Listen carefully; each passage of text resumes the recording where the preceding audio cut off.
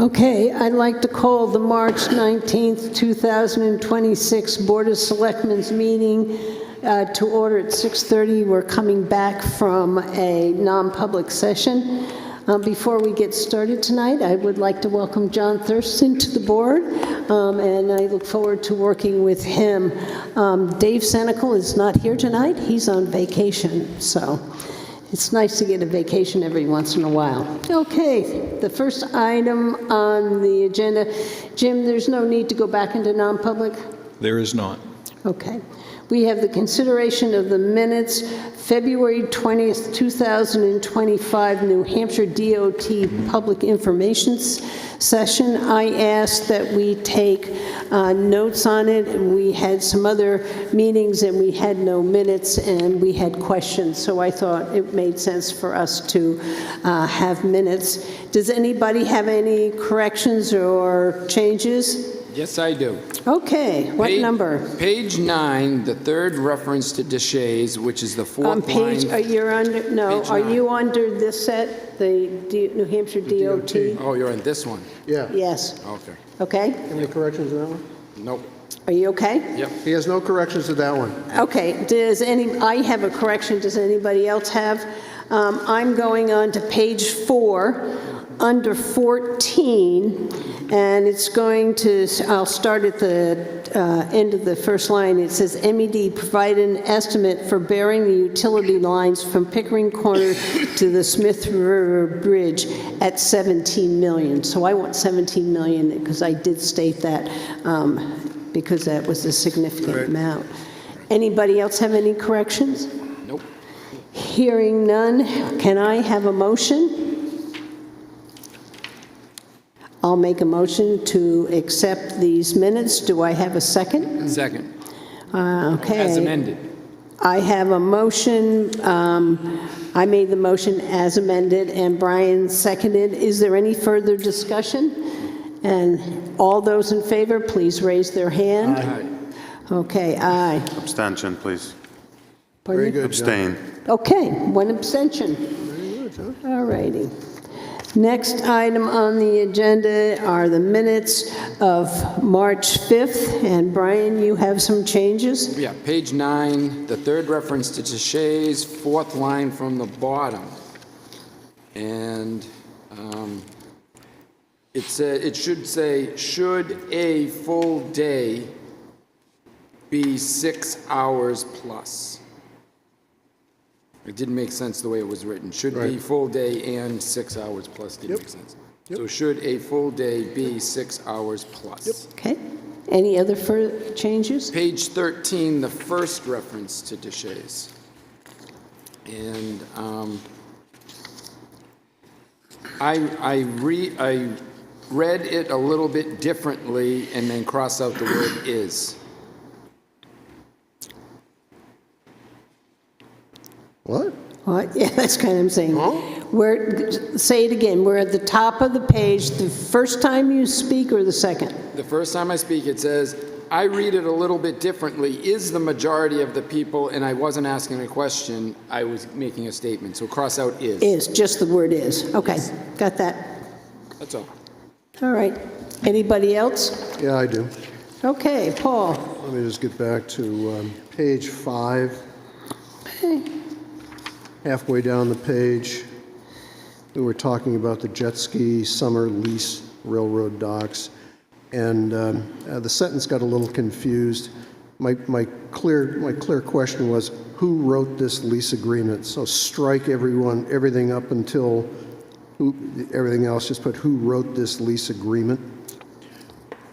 That would be my recommendation. And then later on, Linda, I'm going to want to just have a chat about, or just put something on the agenda about the term grandfathering, and then something else. We'll take that up in other business. Yes, that would be where That's to put it. That's all I had. Thank you. Okay. I don't have any changes. So I need a motion. Motion to move the March 5 minutes as amended. Second. Okay, I have a motion by Paul, a second by Brian. All those in favor? Aye. One abstention, please. And one abstention. Okay, 3-1. All righty, we'll move along here. I will start with public hearings. The Wolfeboro Board of Selectmen will hold a public hearing on Wednesday, March 19th, 2025 at 6:30 p.m. to consider a temporary event permit application for the Children's Center to host Fairy Find on July 12th, 2025 along the Bridge Falls Path near the Glendon Street parking lot from 9 a.m. to 11 a.m., permit 2025-18. Is there anybody who'd like to speak to that? Please state your name. Hi, my name is June Connors. Good evening. My name is June Connors, and I live in Wolfeboro, and I've been on the board of the Children's Center for 8 years. I'm asking for your approval to hold Fairy Find and Fairyland. This is our 5th year holding Fairy Find. Fairy Find is held on the Bridge Falls Path. Families enjoy a stroll along the path, starting at Foss Field parking lot and ending at Center Street. Along the stroll, the children are in search of 10 golden fairies hiding in the trees. Also along the path are over 250 painted rocks. Children look for their favorite rock and take it home. They're very excited about this. We have things to purchase like bubbles, wands, and fairy wings. Last year, more than 350 people of all ages attended. Fairy Find is on July 12th from 9 to 11. This is our 12th year holding Fairyland. After the families enjoy their walk at Fairy Find, we invite them to head over to Kate Park to have some fun at Fairyland. There they will enjoy music by Bobby Bear, fairy dancers, professional puppeteers, face painting, hair braiding, and more. Last year we had more than 700 people attend. Fairyland is also on July 12th from 10 to 12. These events are strengthening families for the center, and both events are free. We take great care in leaving both areas clean and tidy. Okay. Okay, I'm going to ask anybody who would like to give me any comments on the Fairy Find public hearing.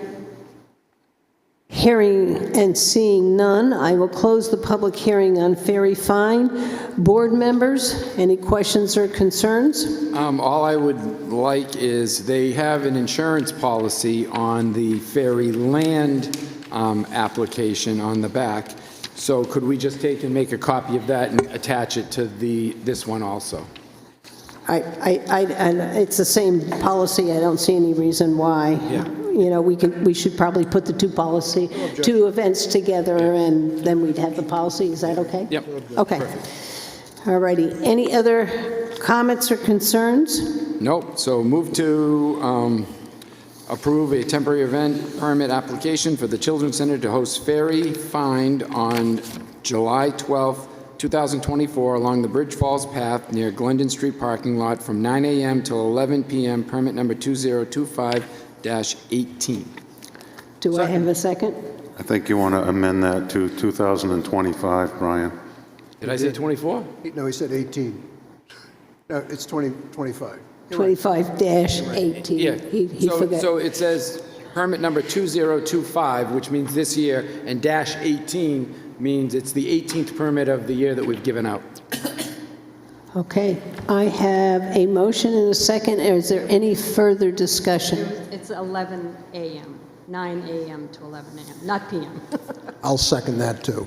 Oh, that's it. It's right. It's written wrong on the sheet. Thank you very much. So we have changed that from 9 a.m. to 11 a.m. Okay, and that will also be on the next one. All right, any further discussion? All those in favor? Aye. Opposed? Okay. Well, I'll open up the next public hearing as the Wolfeboro Board of Selectmen will hold a public hearing on Wednesday, March 19th, 2025 at 6:30 p.m. to consider a temporary event permit application for the Children's Center to host Fairyland on July 12th, 2025 in Kate Park, and it's from 10 a.m. and is that to 12 p.m.? Okay. Permit number 20 2025-19. You've already given us your description. Is there anybody in the audience who would like to provide any input on this permit? Seeing none, I'll close the public hearing. Board members? Move to approve a temporary event permit for the Children's Center to host Fairyland on July 12, 2025 in Cape Park from 10 a.m. to 12 p.m., permit number 2025-19. Do I have a second? Second. I just had one question on that. Okay, go ahead. So you have 700 plus participants? Well, families, we never know how many people are going to show up, but people that are just enjoying the town, they come to Fairyland. So I was just thinking about the parking, that's all, and wonder if you had any, did you contact maybe like the church or something and see if they were, or the school for the parking or anything like that? No, we've never had any problems. Okay. You know, the people that come have never said they couldn't find any parking or anything, so. All right. We did have a wedding last year interrupt everything, but that was, hopefully that won't happen again. All right, move on. Thank you. Any other comments or concerns? Hearing none, all those in favor? Aye. Opposed? You have your two permits. So much. Thank you. Okay. I am going to open up the next public hearing. The Wolfeboro Board of Selectmen will hold a public hearing on Wednesday, March 19th, 2025 at approximately 6:30 p.m. in the Great Hall of Town Hall, 84 South Main Street, Wolfeboro, New Hampshire, for the acceptance of an unanticipated funds for an amount that is over $10,000 in accordance with RSA 31:95-B3 relative to a donation of an Sirica 1975 restored horse-drawn Amoskegon fire engine and a Sierra 1908 game wall fire alarm vault for insurance purposes at approximately $205,000 from Dave and Christine Bowers for the Town of Wolfeboro Firehouse Museum, where the items are currently located and on loan. Is there anybody who'd like to speak to this?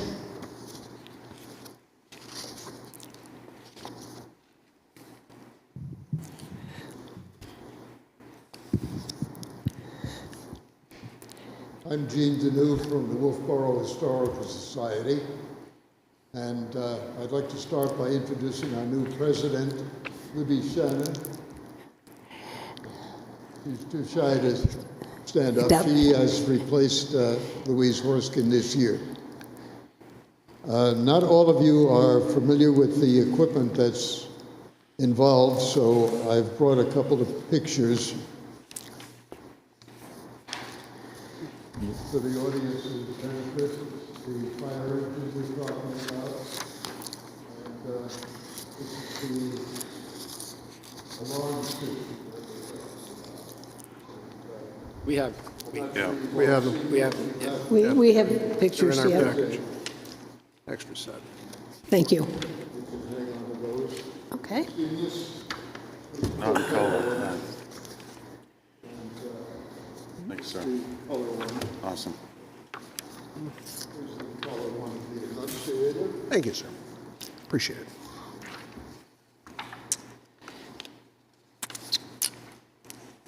I'd like to tell you a little bit about the Firehouse Museum and how these equipments got to be in there. Back in 1970s, when plans were in effect to create a new firehouse, the public safety building,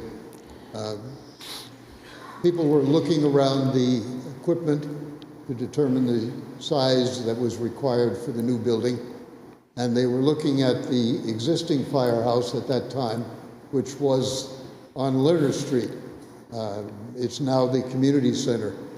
During that time, they noticed that in the basement, basically rotting away, were some old fire equipments, hand pumpers and hose wagons.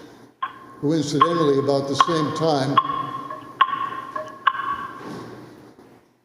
yes. Yep. The ghost. I think we've got it taken care of.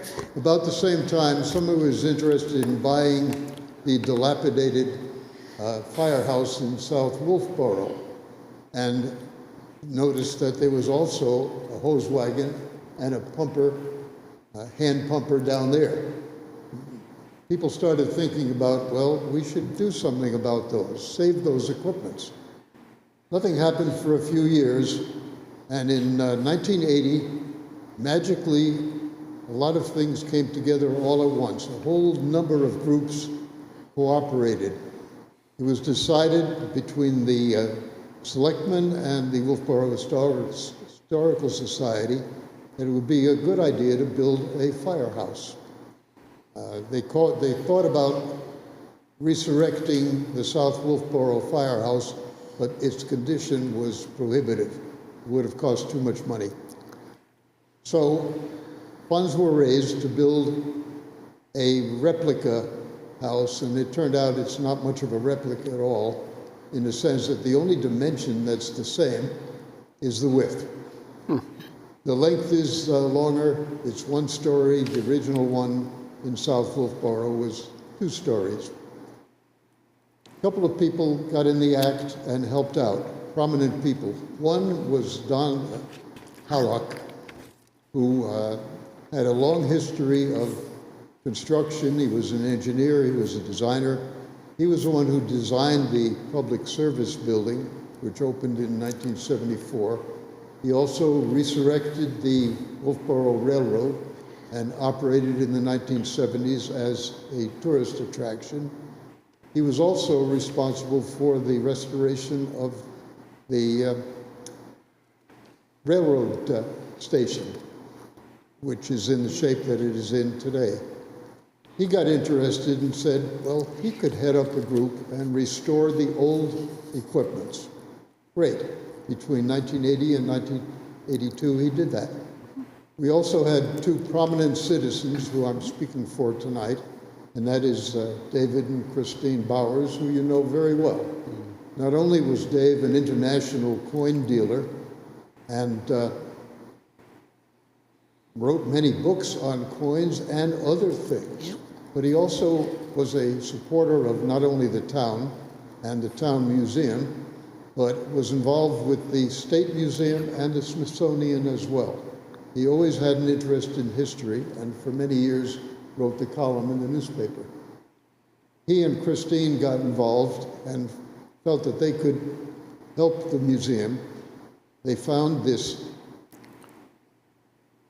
1875 fire engine, which was one of the first ones that got rid of the manpower and had a steam engine providing the pump power.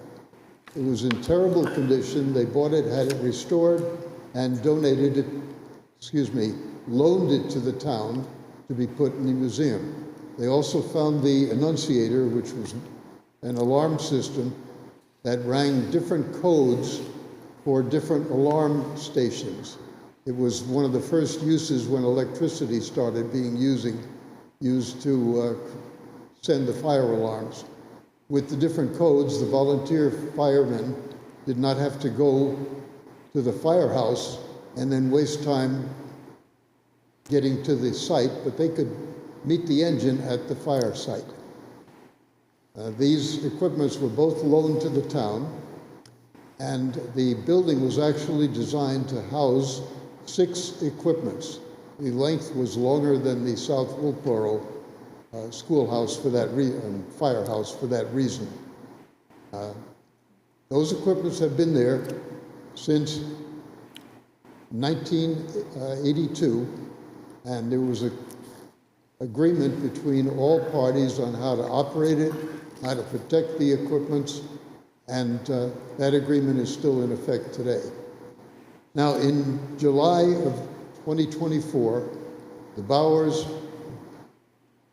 sent a email to the town indicating their desire to donate these equipments permanently to the town.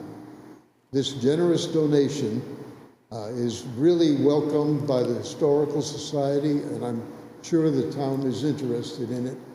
There's minimal cost involved. The insurance amount, I believe, is available, and that's the only cost we know of. The equipments haven't moved for 43 years, and we expect them not to move for at least all of our lifetimes. The town has obtained an appraiser's report, which is required for you to accept the donation. The only restrictions are very simple. The Bowers will be able to sign any forms you have that indicate the formal transformation of the equipment. They can appear during normal working hours at Town Hall. They would like a complete printout of the appraisal report. I tried to do it, but I ran out of ink. It's 17 pages long.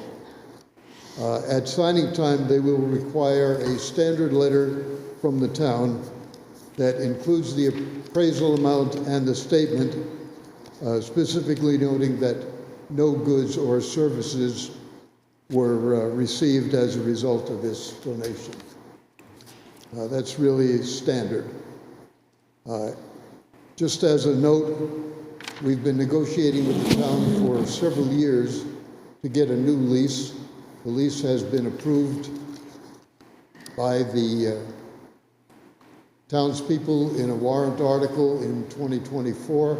It has been approved by the Board of Selectmen several months ago. I don't have the date of that. It requires very minor modifications, which we've already furnished to Amy, and we'll discuss those. Basically, it's just changing the equipment in there from owned by the Bowers to owned by the town. Okay, is there anybody in the audience who would like to give us any input on accepting this gift? Hearing and seeing none, I'll close the public hearing. Board members, do anybody have any comments or concerns about this donation? I'm curious to know how we secure them and the long-term security of the building. Well, I can answer the questions on that. As part of the 1982 agreement, the building was alarmed. It has smoke detectors and a full alarm system. We've never had a problem there because both the police department and the fire department are about a block away.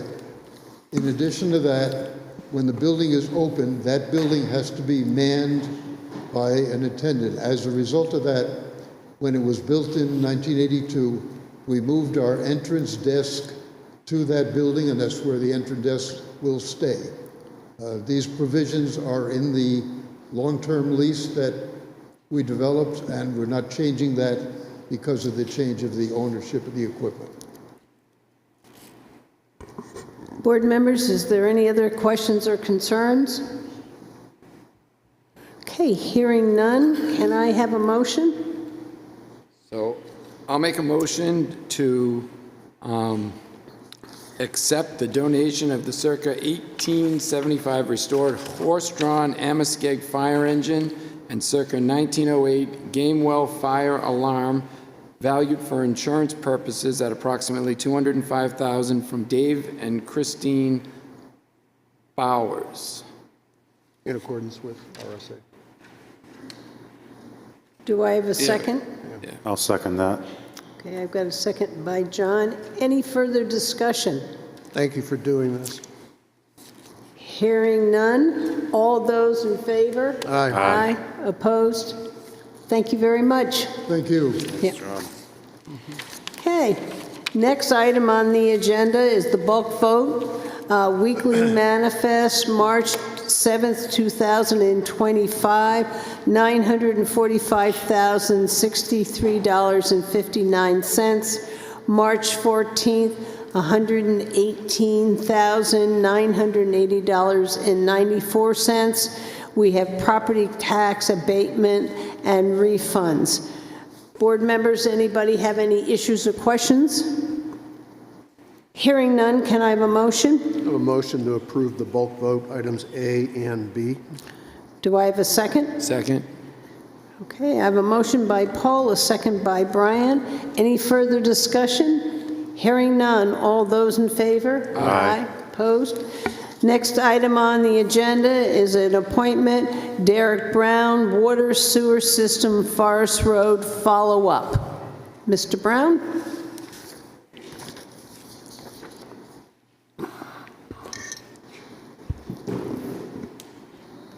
Thank you. Good evening. Derek Brown. I've got some handouts for you guys here. Thank you.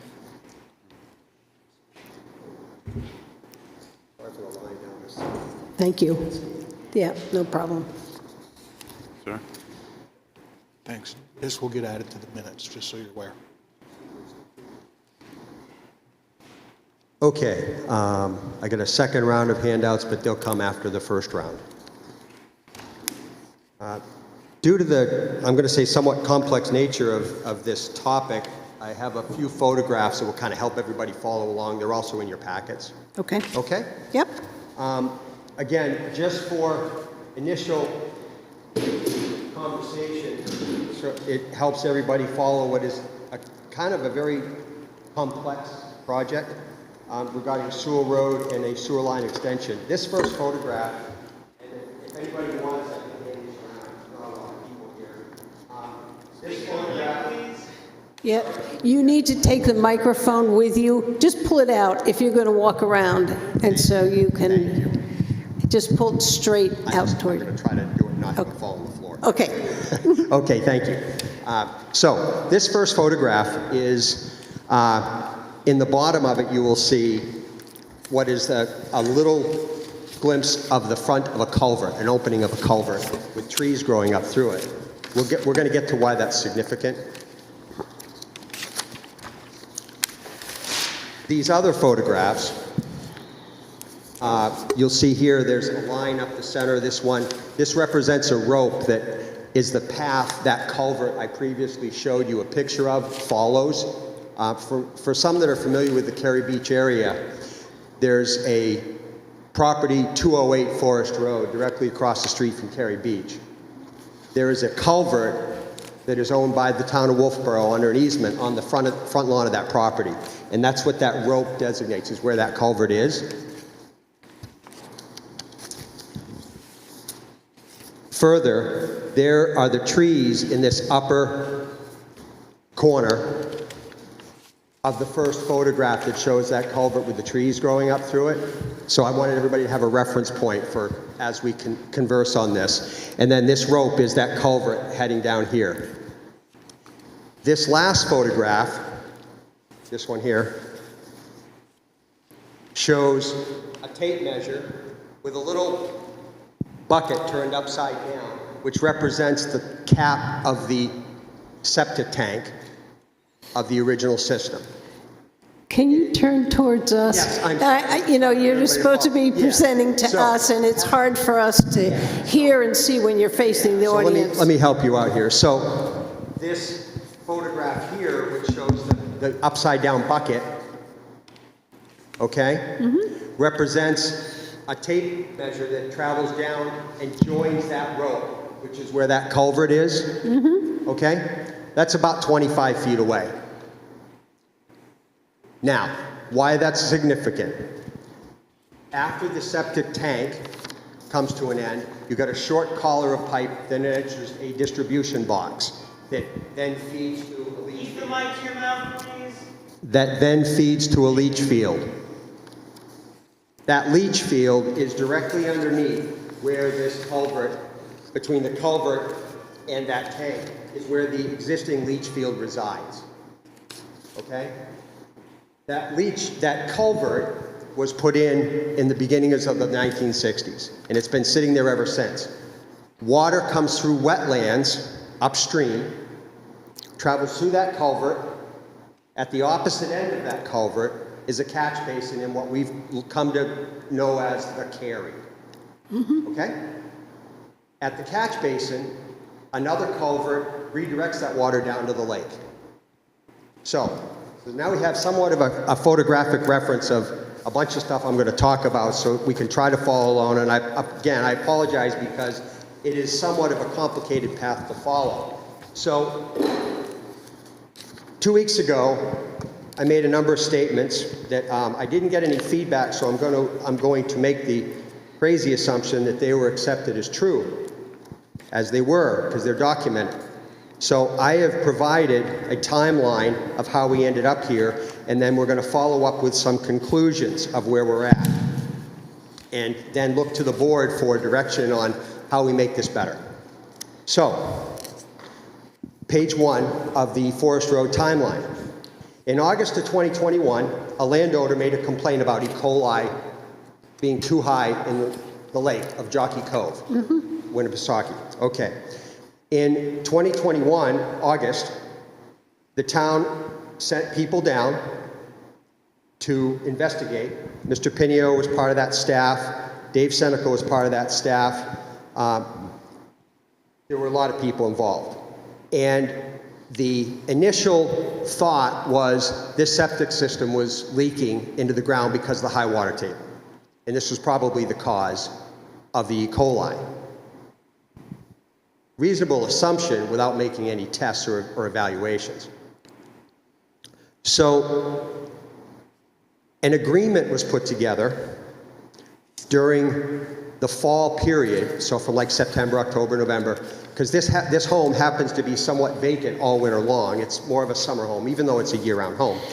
That, okay, if the septic system's a problem, maybe there's a problem with the culvert, maybe it's got a breach in it. It could be, it's quite old.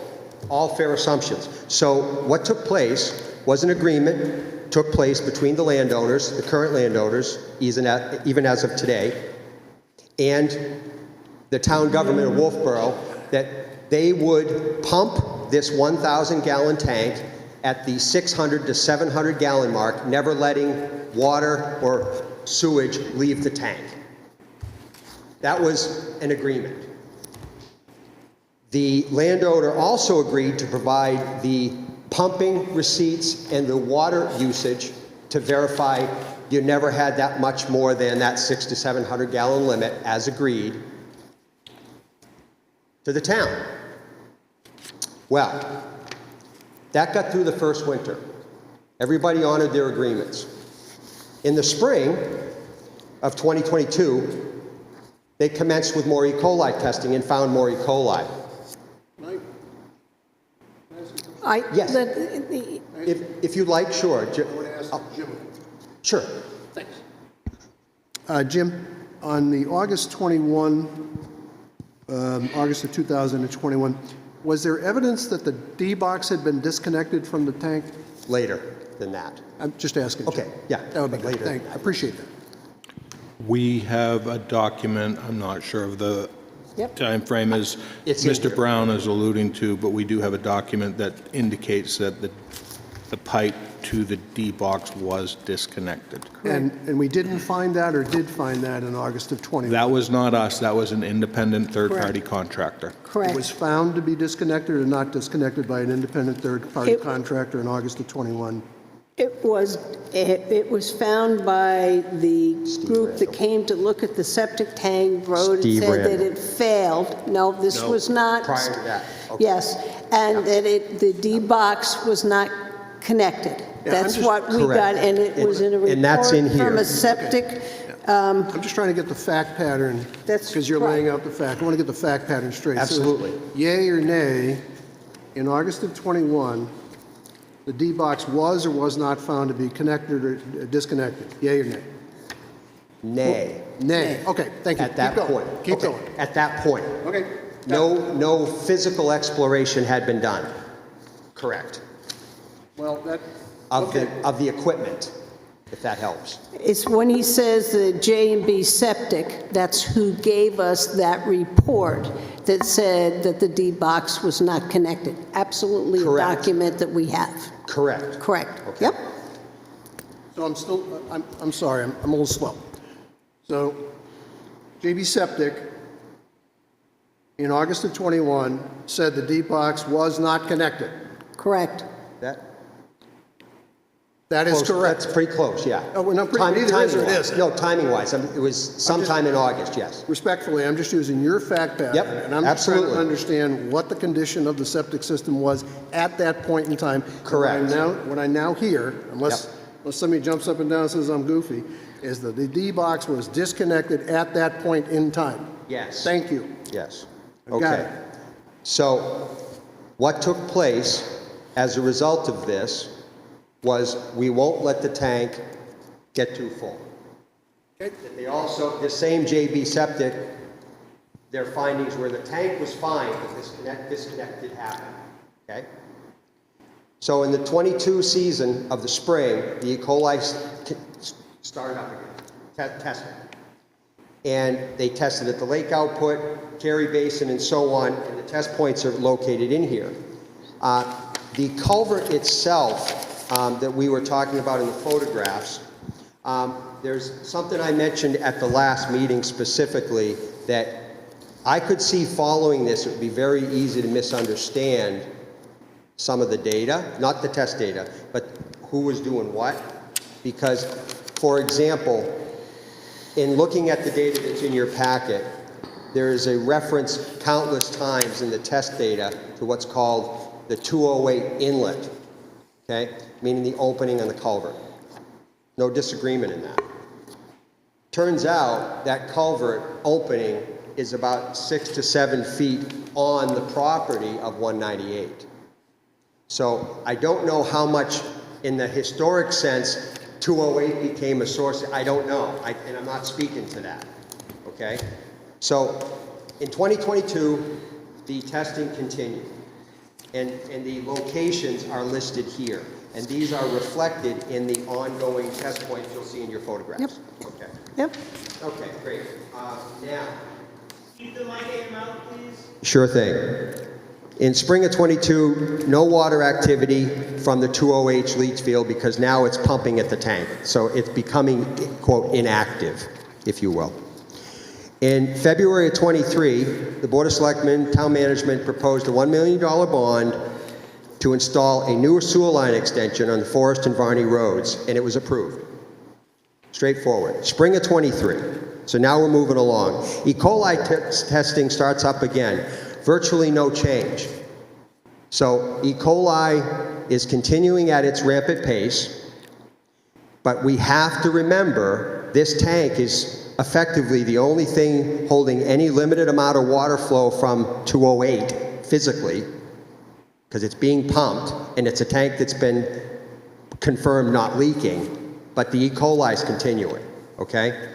So in June of '23, Steve Randall was sent out by town management. Something's going on, cap that tank. So he went out there, capped the tank, dug around, found no gray water around the tank, clear water, as documented in emails from the group. But now, Mr. Randall himself capped the tank. It's physically shut down from any possible breach, even though he also confirmed the tank is not leaking. Yes, go ahead. Thanks. And thanks for doing this. So during this period of time, let's just get the fact pattern right. We have a septic tank in 2021 in the distribution box. That's what it's called, right? Correct. That's where the water comes out of the tank, goes into a distribution box, and goes in a leaching field. Yes. It was physically disconnected from the tank. By the rubber collar that connects I the two. got it, whatever Yes. it was, a hacksaw, Yep. but it was disconnected Correct. from the tank. That's an unusual situation. Yep. Was there any testing or was there any pumping records that you have? Because I can't find any in your packet. Were we pumping stuff out of the tank during 2021, 2022? 22, yes. The property owner was. And you have records of that? We do. Okay, so, because, one thing I just started thinking about is, if you didn't have records, the tank could be filling up and just dumping effluent into the... Absolutely. But you have pumping records. Correct. Okay, thank you. As part of the agreement. Keep going. Okay. July 23, confirmed by Steve Randall, no breaches, clear groundwater. Further chains of the emails started to suggest otherwise. So this is the first time I started following the email path where Dave Senecal, Jim Pinio, there were some others, started to suggest this must be coming from upstream. It's not coming from here. Now upstream, there's wetlands and there's other properties. Now I want to keep in mind, we're well into this process now, 2 years by July 23. No other physical property have been tested other than E. coli testing. No leach fields were tested, no tanks were tested by anybody else, just 208. Okay? So hold on, can I interject? So Yes. when you look at the picture here, Yes. this is 208. That is correct. Upstream at the top of the trees. Yes. What's that? That right where those trees start, where the culvert starts, is 198 Okay. Forest Road. That's not the carry? No. No. Okay. Carries on the end closest to you. It's right literally almost where I'm standing. On the other side. On the cover of the catch basin. Right. Thank you. So Linda, so the at the end of this rope would be the carry. Okay. Yeah. Now, actually, John, while you have that picture up, if you'll notice in that photograph, the driveway is cut out. Why is that significant? In 2015, one of the sons, his name's Fred Kane Jr., opened that up and replaced a section of that culvert on his own because it was rotted out and collapsed the driveway. Now, I know that was town property. I don't know how or under cloak of darkness it was done, but that's what he did, okay? So it was put back together. That was in 2015. I would just also add, Yes. Derek, when Steve Randall went and performed the inspection on the tank Yes. in June of 2023, Yes. he did find on the septic tank that one of the ports was open to the elements, and he did cap and initial that, just Correct. for clarity. Absolutely, yes. That's what when I said he capped it, made sure it was sealed up, that's what he did. Correct. How does a port on a septic tank get opened? Well, Good question. It either opens by magic, or it opens by an Well- intervention of a human being. Who opened it? No clue. No clue. Okay. But it's opened. But the fact pattern still is, we have a septic tank Yep. not connected to a distribution box, Right. not connected to a leaching field, Right. and that in and of itself, just all by itself in that little thing, is not something we want to have in this town. I understand, but there is a more fundamental. But you'd agree. I would never disagree with that, but there's something you're overlooking in that statement, and that is when that tank reaches 600 gallons, it never had the opportunity to get up to where those. I'm not saying that even suggesting that port being open is a good thing or an acceptable thing. I'm saying the water can never even get beyond the halfway mark to get to where those ports are, because they're at the top of the tank. So we have the mystery port being open. It's been open, and that needed to be fixed, and Steve Randall took care of that. Correct. Absolutely. Okay. And that's it. So when we sent him down there, we helped the situation. Closed it Following out off. the Yes, back. Thank you. correct. So I have a question. Was it closed off on the outside of the tank, and then when somebody looked on the inside of the tank, they saw the port was open on the inside of the tank? So it may have already been sealed on the outside. Fair question. I don't know the answer to that. So back to Paul. So what I'm trying to understand, what you're saying is, Paul, is there was the D-block, it was disconnected, and it was disconnected so that there wouldn't be any effluent coming out of the tank going into the D-blocks, which wouldn't go into the ground. So we're trying to create a firewall situation where everything was contained in the tank. Then they pump that down on a regular basis to keep it below the D-blocks level, and Which in this case is. But a port got open. Okay, keep going. Okay, July 23. Landowners were brought together in this very hall and said, we have funding from February. We're going to put a sewer line extension in. And there was a design done by Water Industries, with assistance of Water Industries, that called for what they call an effluent pump. which is liquid only, and that the bulk of the solids would remain in a tank at the homeowner's side, and they would be pumped the responsibility of the homeowners. That design was submitted to the state. It was rejected. And it was rejected on the premise, we're here talking about keeping the lakes clean. What are you doing thinking about leaving stuff behind at the homeowner's property? Get it all out of there. You're going to go to a grinder pump, which will require a new tank, new line, and so on. Okay, so that design was submitted with the help of Horizons August of 23 and approved August 30th of 2023. Now, September 23, landowners were brought back to this very room, told, this is what the system's going to be. There was a lot of wincing in the room.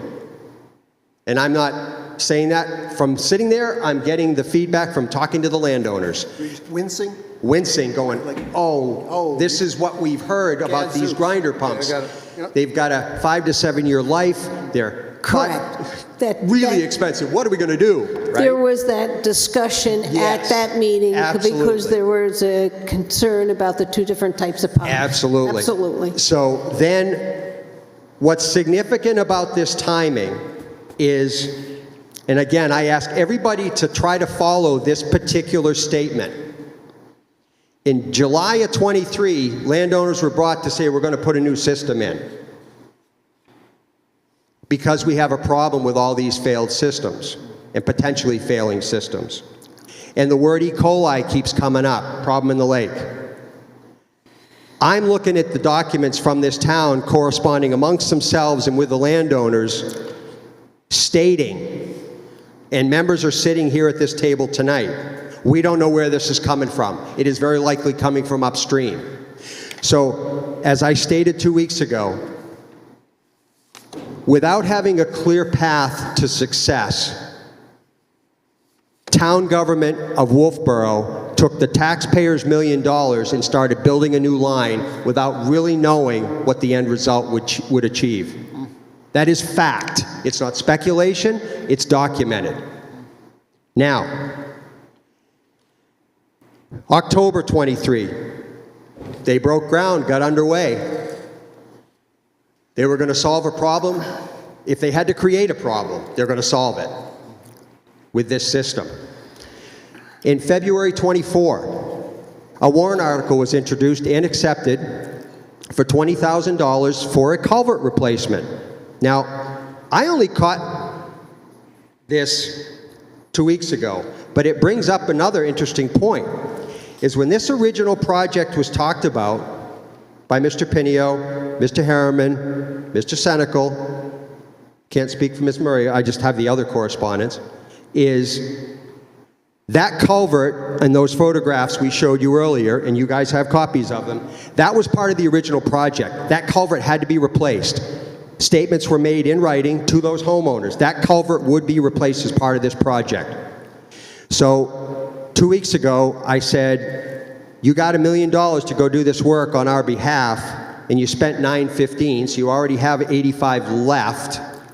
Why did you go asking for another $20,000 to replace a culvert that you had stated was part of the first project? We went out for another design because we were looking at a catch basin on either side, was to try to keep on working with it. Great. I will tell you that the design that we got, I took to Wolfeboro Waters, and it's nothing. And it didn't provide what we were looking for. Thank you. Thank you. Great. Okay. So why didn't it provide, Linda? Because it doesn't have, it's just a little pipe and not any larger, and you're just going to get the same catching. We shouldn't have paid for it. It just is useless. But it comes back to, we started this really expensive project without having a true path to success with it. Well, this had to do with the culvert. It doesn't have to do with this. Well, it's still actually, looking, and let me finish. Okay. There were septic systems right up against the wetlands. And a lot of times when we did the testing on whether it was bird or human, it was after everybody left. But there were septic systems up the way that were close that needed to be put on a sewer line. As I looked at it, and you look at the lake, and the more we can get the septic onto a system and away from the lake, the better we are. So we were doing all those testings to try to figure out. I'm going to answer your question in my conclusions at the end, because I'm going to give So you... this is to Linda, so that's in the 198 area then, up at the top up here, is this is, And 180, 180, yes. which is the town-owned wetlands. So So, that's the- if I could, too? Yep. Sorry, so I'm in two places right now. Yeah. Place number one is, there's an assertion that we started a project for no good reason. I'm kind of grossly saying, that's an assertion. That's a short version, yes. Yeah, it's a short version. Yeah. We can get into it. And my point on that is, yeah, but what about that septic system that's disconnected from a D-box? What would we? Are you still missing that point? You want me to help you back with that point? Wait, hang on. To everybody's pain? Hang on. I will. Just hang on. So what do we tell that homeowner at, okay? And then Well, let me tell you what you And told the him. second assertion here is that we may have frittered some money. Those are the two, I think those are the two things. I'm just trying to figure out where this is going. Is it assertion You're going to launched have a to follow me, project for because no good I reason? wish this was a short thing, but this took a long time to get here. And actually, Ms. Murray just hit on the point that I want to fill in the rest of this before I answer that All right, question. go ahead. Yeah, go ahead. Okay, all And right. if we can kind of speed up. Well, I'm going to do the best I can. know I drove you are. 100 miles, and I- believe me, there's tens and tens of man-hours into this, okay? I understand that, and we So- asked for this ahead of time, and we've talked You got about it as how we quick could as you do it. got it. Okay, thank you. So the construction of the line was completed in 2024. Okay. Okay? On April 7th, the following letter went out. Mr. Deshays asked me about that a week ago, that defined the hookup requirements. Now, 2 weeks ago, a man by the name of Jeff Owings stood up here and read a letter of just how difficult this project, that really didn't have a path to success, as it turns out, to, at least so far. It's not doomed, but we need to do some stuff, that define the criteria for hookup. Now, he made a statement that I'm being required to hook up. Now, I've heard lots of points of view saying, well, no, we're not telling them they have to hook up. He's outside the 100 feet. Well, if you read the document generated by you yourselves, you're right, as long as you never want to expand, never want to permit, or never want to sell. You don't have to hook up. You just submit to your own testing and on your dime. So you can call it what you want. Hook up or no go. Sounds like Massachusetts Title V. Doesn't it? Doesn't it? It does. All very familiar with that, aren't we, Mr. O'Brien? Yeah. So the result is, that's what this letter is. Now, forgive my paper shuffling, there's almost too many papers here. So in June of 24, the very first system, per the agreement, was 208 Forest Road. They hooked up. End of June of 2024. Because they were told our system's in failure. Yes, the tank was capped, sealed, all is good. But they hooked up. So here we are, looking at a list provided by Mr. Pinio, thank you very much, of who's hooked up. A couple of weeks ago, I made a statement. I thought there was 2. Well, you got checks for a few more than that, but the number is actually 5, okay? Now, the reason that's important, in that yellow column is a list of 12 homes. 5 are hooked up. If I do my math right, April 8th, which is the 365-day requirement of the letter you sent out to everybody, there's some work that's got to be done to be within the 365 days, and it's not being done. They're not being hooked up. And everybody's got their own reasons, but the letter's in black and white. So it's a term I used quite a long time ago in here called selective enforcement. Everybody should be following the very same rules, and they're not. Now, why is that significant? I'm going to, again, forgive my shuffling of papers here so I can get to the piece for you. Okay, now, you've got a document that shows the test locations. You look up, then you don't have to like go all over the place. Where all the testing was done for E. coli. And what you'll notice is there are test points 1 through 6. 1, correct me if I'm wrong, is up around 168, 170-ish Forest Road, and goes all the way down to the Cary. Notice that no point of testing is actually on 208 Forest Road. Again, at the moment seems somewhat insignificant, but as I dug into the engineering drawings provided by Horizon and the design plans, I was able to get the complete plans from DES, just so you know where I got these. I'm looking at some things that lead me to believe this is not a very detail-oriented group. I know that's a strong statement, but for example, you have a drawing with some pink highlights on it with an illustration of a part of Forest Road. Why is that significant? I see 2 locations for 208. One is the actual property called 208, and one is 198 listed as 208. I don't know who's overseeing the details of engineering drawings, but this is a concern. Especially if somebody comes in late in the project and is assigned a task that they may pick up a drawing of the approved design. Now, these are relevant because this one, I'm going to jump right to it here. You guys have a somewhat colorful print that I've been holding to show. As you're doing that, Jim, were we testing any sites near the water main to see if there's any breakout or anything like that? Repeat your question. Were we testing anywhere near water mains to see if there was any breakout? I do not believe that any of the test points were near a water line. Okay, thank you. Okay, now, the chart you have that has some red and yellow on it. This guy? Okay? Yeah. All right. For those looking on here, and if you want with the camera, everything in yellow is an unacceptable level of E. coli in Jockey Cove at the 6 test points. Now, if you pay particular attention to the dates going all the way back to 2022, also take note of the items in red. Now, I'm going to bring us back to some of the comments Mr. O'Brien made. Yes, we had a tank with an open port, but it was being pumped and the records are there to verify it. So it was never reaching the points of where those open ports were. Then we have June of 23. Not only is the tank still being pumped, it's completely sealed by Mr. Randall. Now we're into 24. If anybody notices on this chart, the yellow's not going down. E. coli is still alive and well and off the charts in most cases.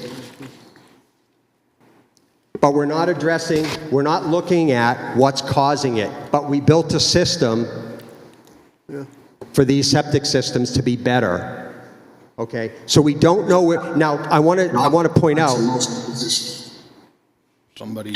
But we're not looking at what's causing it, but we built a system. Thank you. For these systems to be better. Is anybody up there? Where's our, I got it muted. It's fine.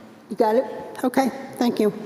Who's speaking? Sorry. It was replaying him. Okay, sorry about that. So what I basically wanted to point out is that part of the design objective has not been achieved. Okay? But a lot of people have now been put on a system, and in some cases their systems may have been failed, they may be in administrative failure, they may be working fine, but we went ahead without any verification of any of that. And what I noticed, and again, all this data, thank you, Mr. Pinio, is not my own data. This is data that the town has had, and I did the correlation with a friend as well. So it's all data you have that my suspicion has not been analyzed at all, but you can see the patterns of how it goes from the first wetlands. It might spike, and it's practically null down at the basin, and you can watch the spike travel and then nullify at the beginning. You can watch it. right? The data shows you what's happening, right? It needs to be looked at. Don't throw the money at the problem, analyze what's going on, okay? That's really my biggest point here. But in the meantime, we've brought a lot of people into this problem financially. The town, $1 million. The homeowners, if they have to hook up or should hook up, the tens of thousands now they're into it for, and we still don't know who's got systems that are real problems and are not.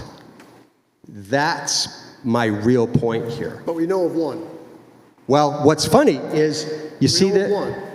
You thought you did. Now, yes, okay, there were some physical problems with it, but with that off the grid, so to speak, the problem's not changing with E. coli, which brought us all to the table from the beginning. That's my only concern. Yeah, and E. coli isn't the only problem, or why you put it. Understood. Septic But systems on taking off septic systems and put them on to our town sewer system. And we've done that around the lake.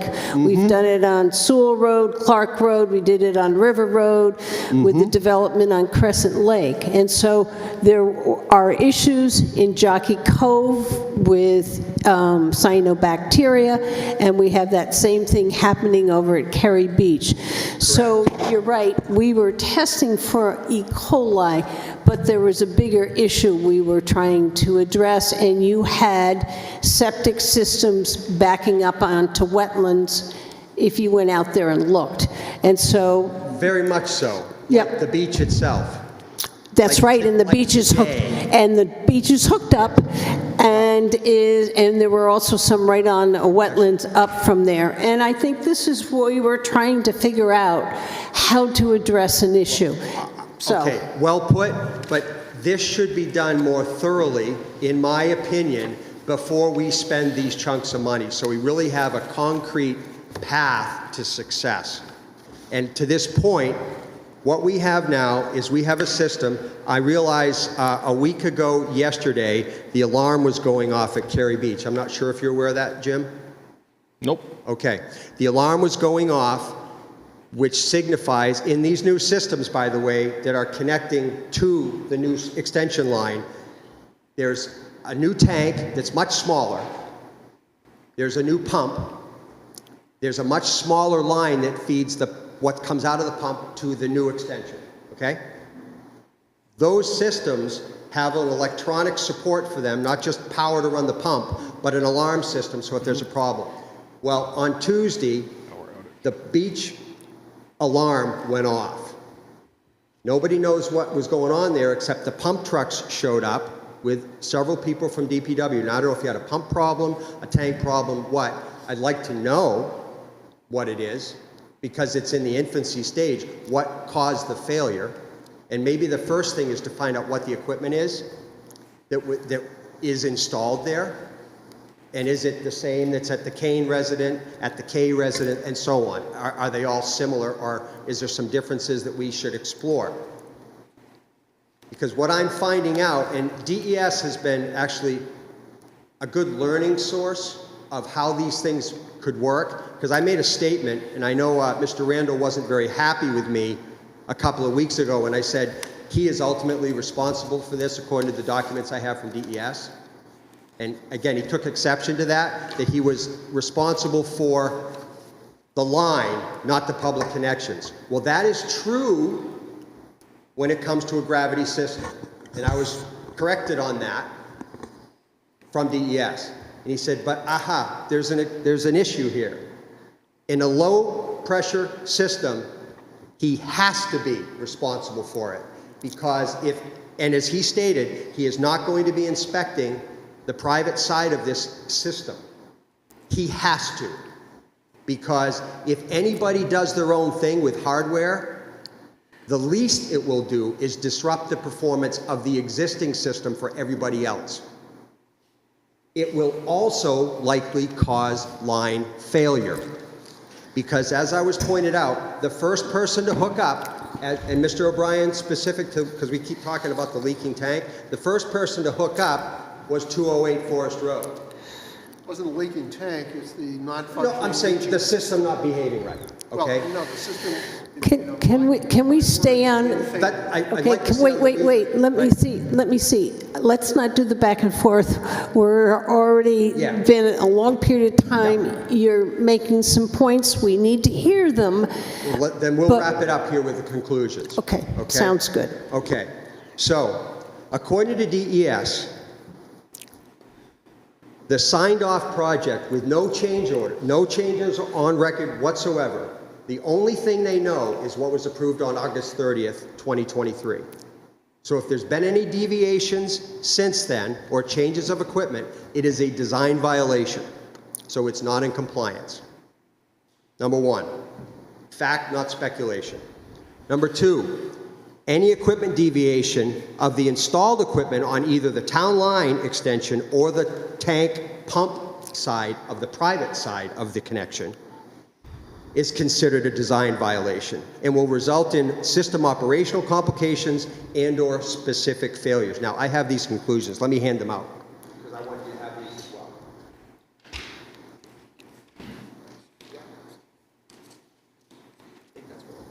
Thank you.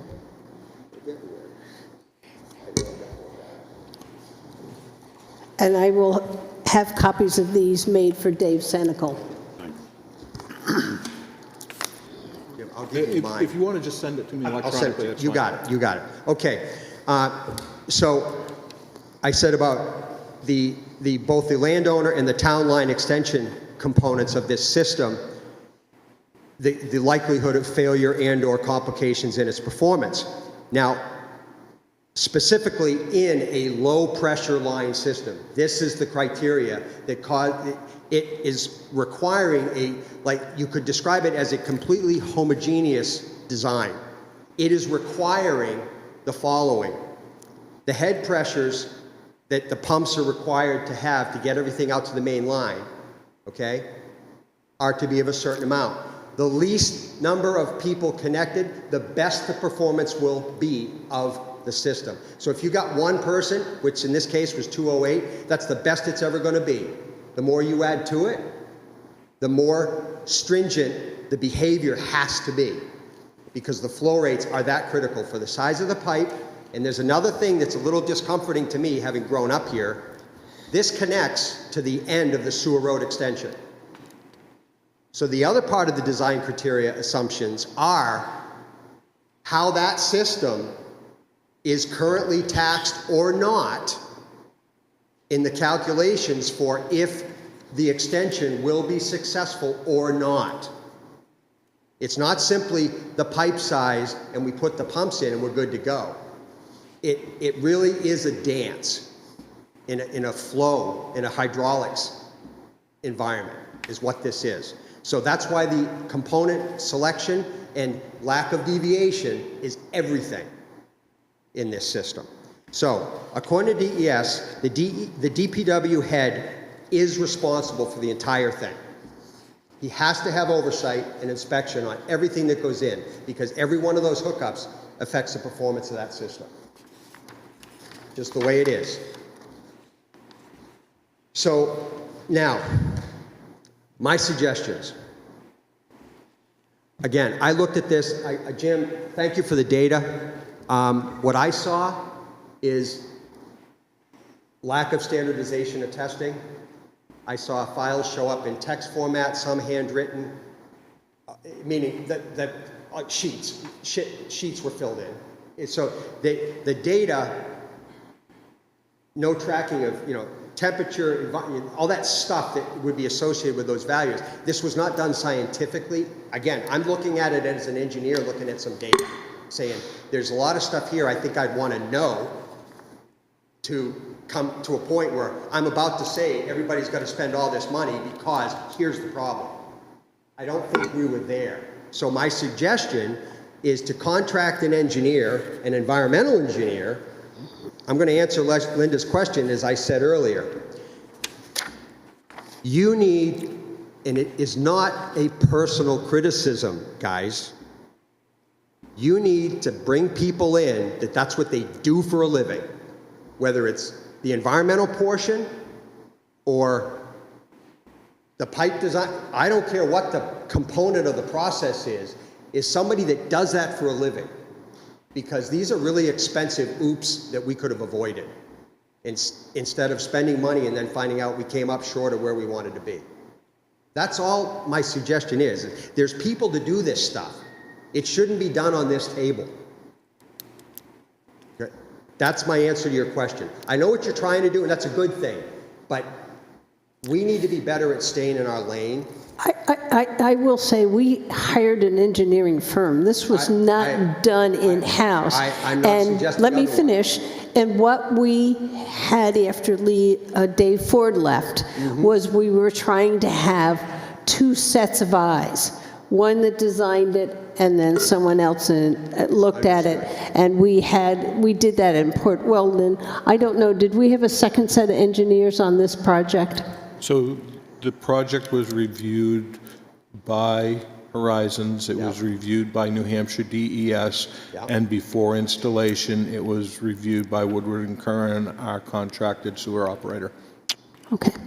So that's what we're trying to do, get two sets of understand eyes. you're So I trying just to do want it, to, okay. I want the public to know that we are trying to do our due diligence I on think that. we can never work hard enough on that. So Linda, since you got to speak, I'd like to too. So, Sure. So Jim said we had 3 different sets of eyeballs on this thing. And I see in your closing that you reached out to, had somebody suggest to you that if you wanted to make an impact and improve your credibility, I have Yeah. no questions about your credibility. It sounds like Somebody does. Sounds like you're digging around, and pardon the pun. No, it's okay.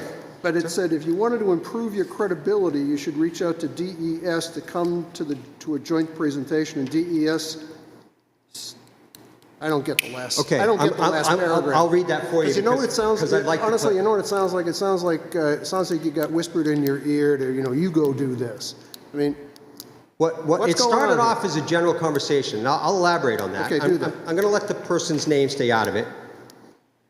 So, suggestion was made that, gosh, if I really wanted to make a point of this problem, like, first off, why are you spending so much time on it? yeah. And I said, the problem is familiar to me here in town, specifically Libby Street, of us not enforcing and doing what we should do. But I'm not here to talk about Libby Street. We all have been talking and will continue to talk about Libby Street separately. But in this case, what I found in meeting with people on this project is most won't talk because of that ugly word retribution. It kept coming up. I'm not bringing it up. They came to me. Remember, I'm not here Monday through Friday. They sought me out. And someone said, are you looking for trouble? No, I'd like to see change. I love this town. Can you just who? I don't want names, but who's the they? The Homeowners. amorphous they. Homeowners. Homeowners. Now, that's separate from who suggested I could improve my credibility. Yeah. Okay? Now, again, those same homeowners, like other places I've been in town doing surveys over this last 2 years of things, trying to find out how to make things better, are the same ones saying, nah, they don't care. They're not going to listen to us. It's a familiar thing, and I'm not here to sit and belabor that, okay? But the reality is... And Dick, I don't think you are. The reason I probed on it is you wrote it down. Thank you. So when you write Thank something down, So, I get to to ask me, questions. what I got out of this, sorry to put it this way, but I'd rather not candy coat it, you guys have the credibility problem. Wolfeboro government has the credibility problem. When there's a statement I have above here that says, it's long overdue the select board and town management cease trying to sit and design their way out of problems beyond the scope of their expertise. I'm not suggesting there's no expertise, but things that I observe here are, you've got some people in some very high positions being paid good jobs. Why are you not pushing down on them? Do what you need to do to make this work. Are you doing it because they can't, or you don't trust their abilities? And then you need to make changes if that's the case. Otherwise, it stops right here. So I'm saying the credibility issue, if you guys worry about staying here, I mean, I'm going to give you a reference point specifically. I sat here last summer while everybody talked about the restaurant trash area. You're smiling, Mr. Thurston, because you know exactly what I'm talking about. As Mr. Deshays sat there trying to design what the fence should look like around that area because it doesn't look right. And I'm sitting here thinking, with all due respect, what the heck are you doing? You got a whole staff. You should be saying, you need to go figure this out. Not sit here taking up people's time when I'm driving 100 miles to be on at the end of the meeting about something that I think is important because I pay taxes here, for you to sit and design a fence around some trash. I don't think that's good use of your time because you're paying some good people a lot of money. And if that's not working, that needs to be fixed. Okay. I think we tried to do that by getting 2 sets of eyes with the engineers. So we may didn't not work. we may not have been successful, okay? Right, understood. But I want people to know that we are concerned about that. And that's why we're paying for 2 sets of engineers, because it's important that we get it right. And I'm with you, I want it right. Okay. Then, in closing, for real, is I think you should be doing more listening than you are to people that do this stuff for a living, because there's examples sitting here tonight of people that I've watched be marginalized, and they're more certified than anybody could pray to be at this table. One of them sitting back in that corner, Audrey Klein. Now, God forbid what the look on her face must be right now, because she didn't know I was going to say that. But I sit and watch this happen here. You got people around that know how to do stuff, but you blow them off. I look at what I went through to try to get on this agenda. If they could put hurdles in front of me physically, you did. Now, that's a separate issue. And Well, I'm not here- let me know you brought that up. We do ask that people come and provide us information. Josephine Amatucci, before she came, always gave us a letter. That's what we need so we Okay. can be somewhat prepared.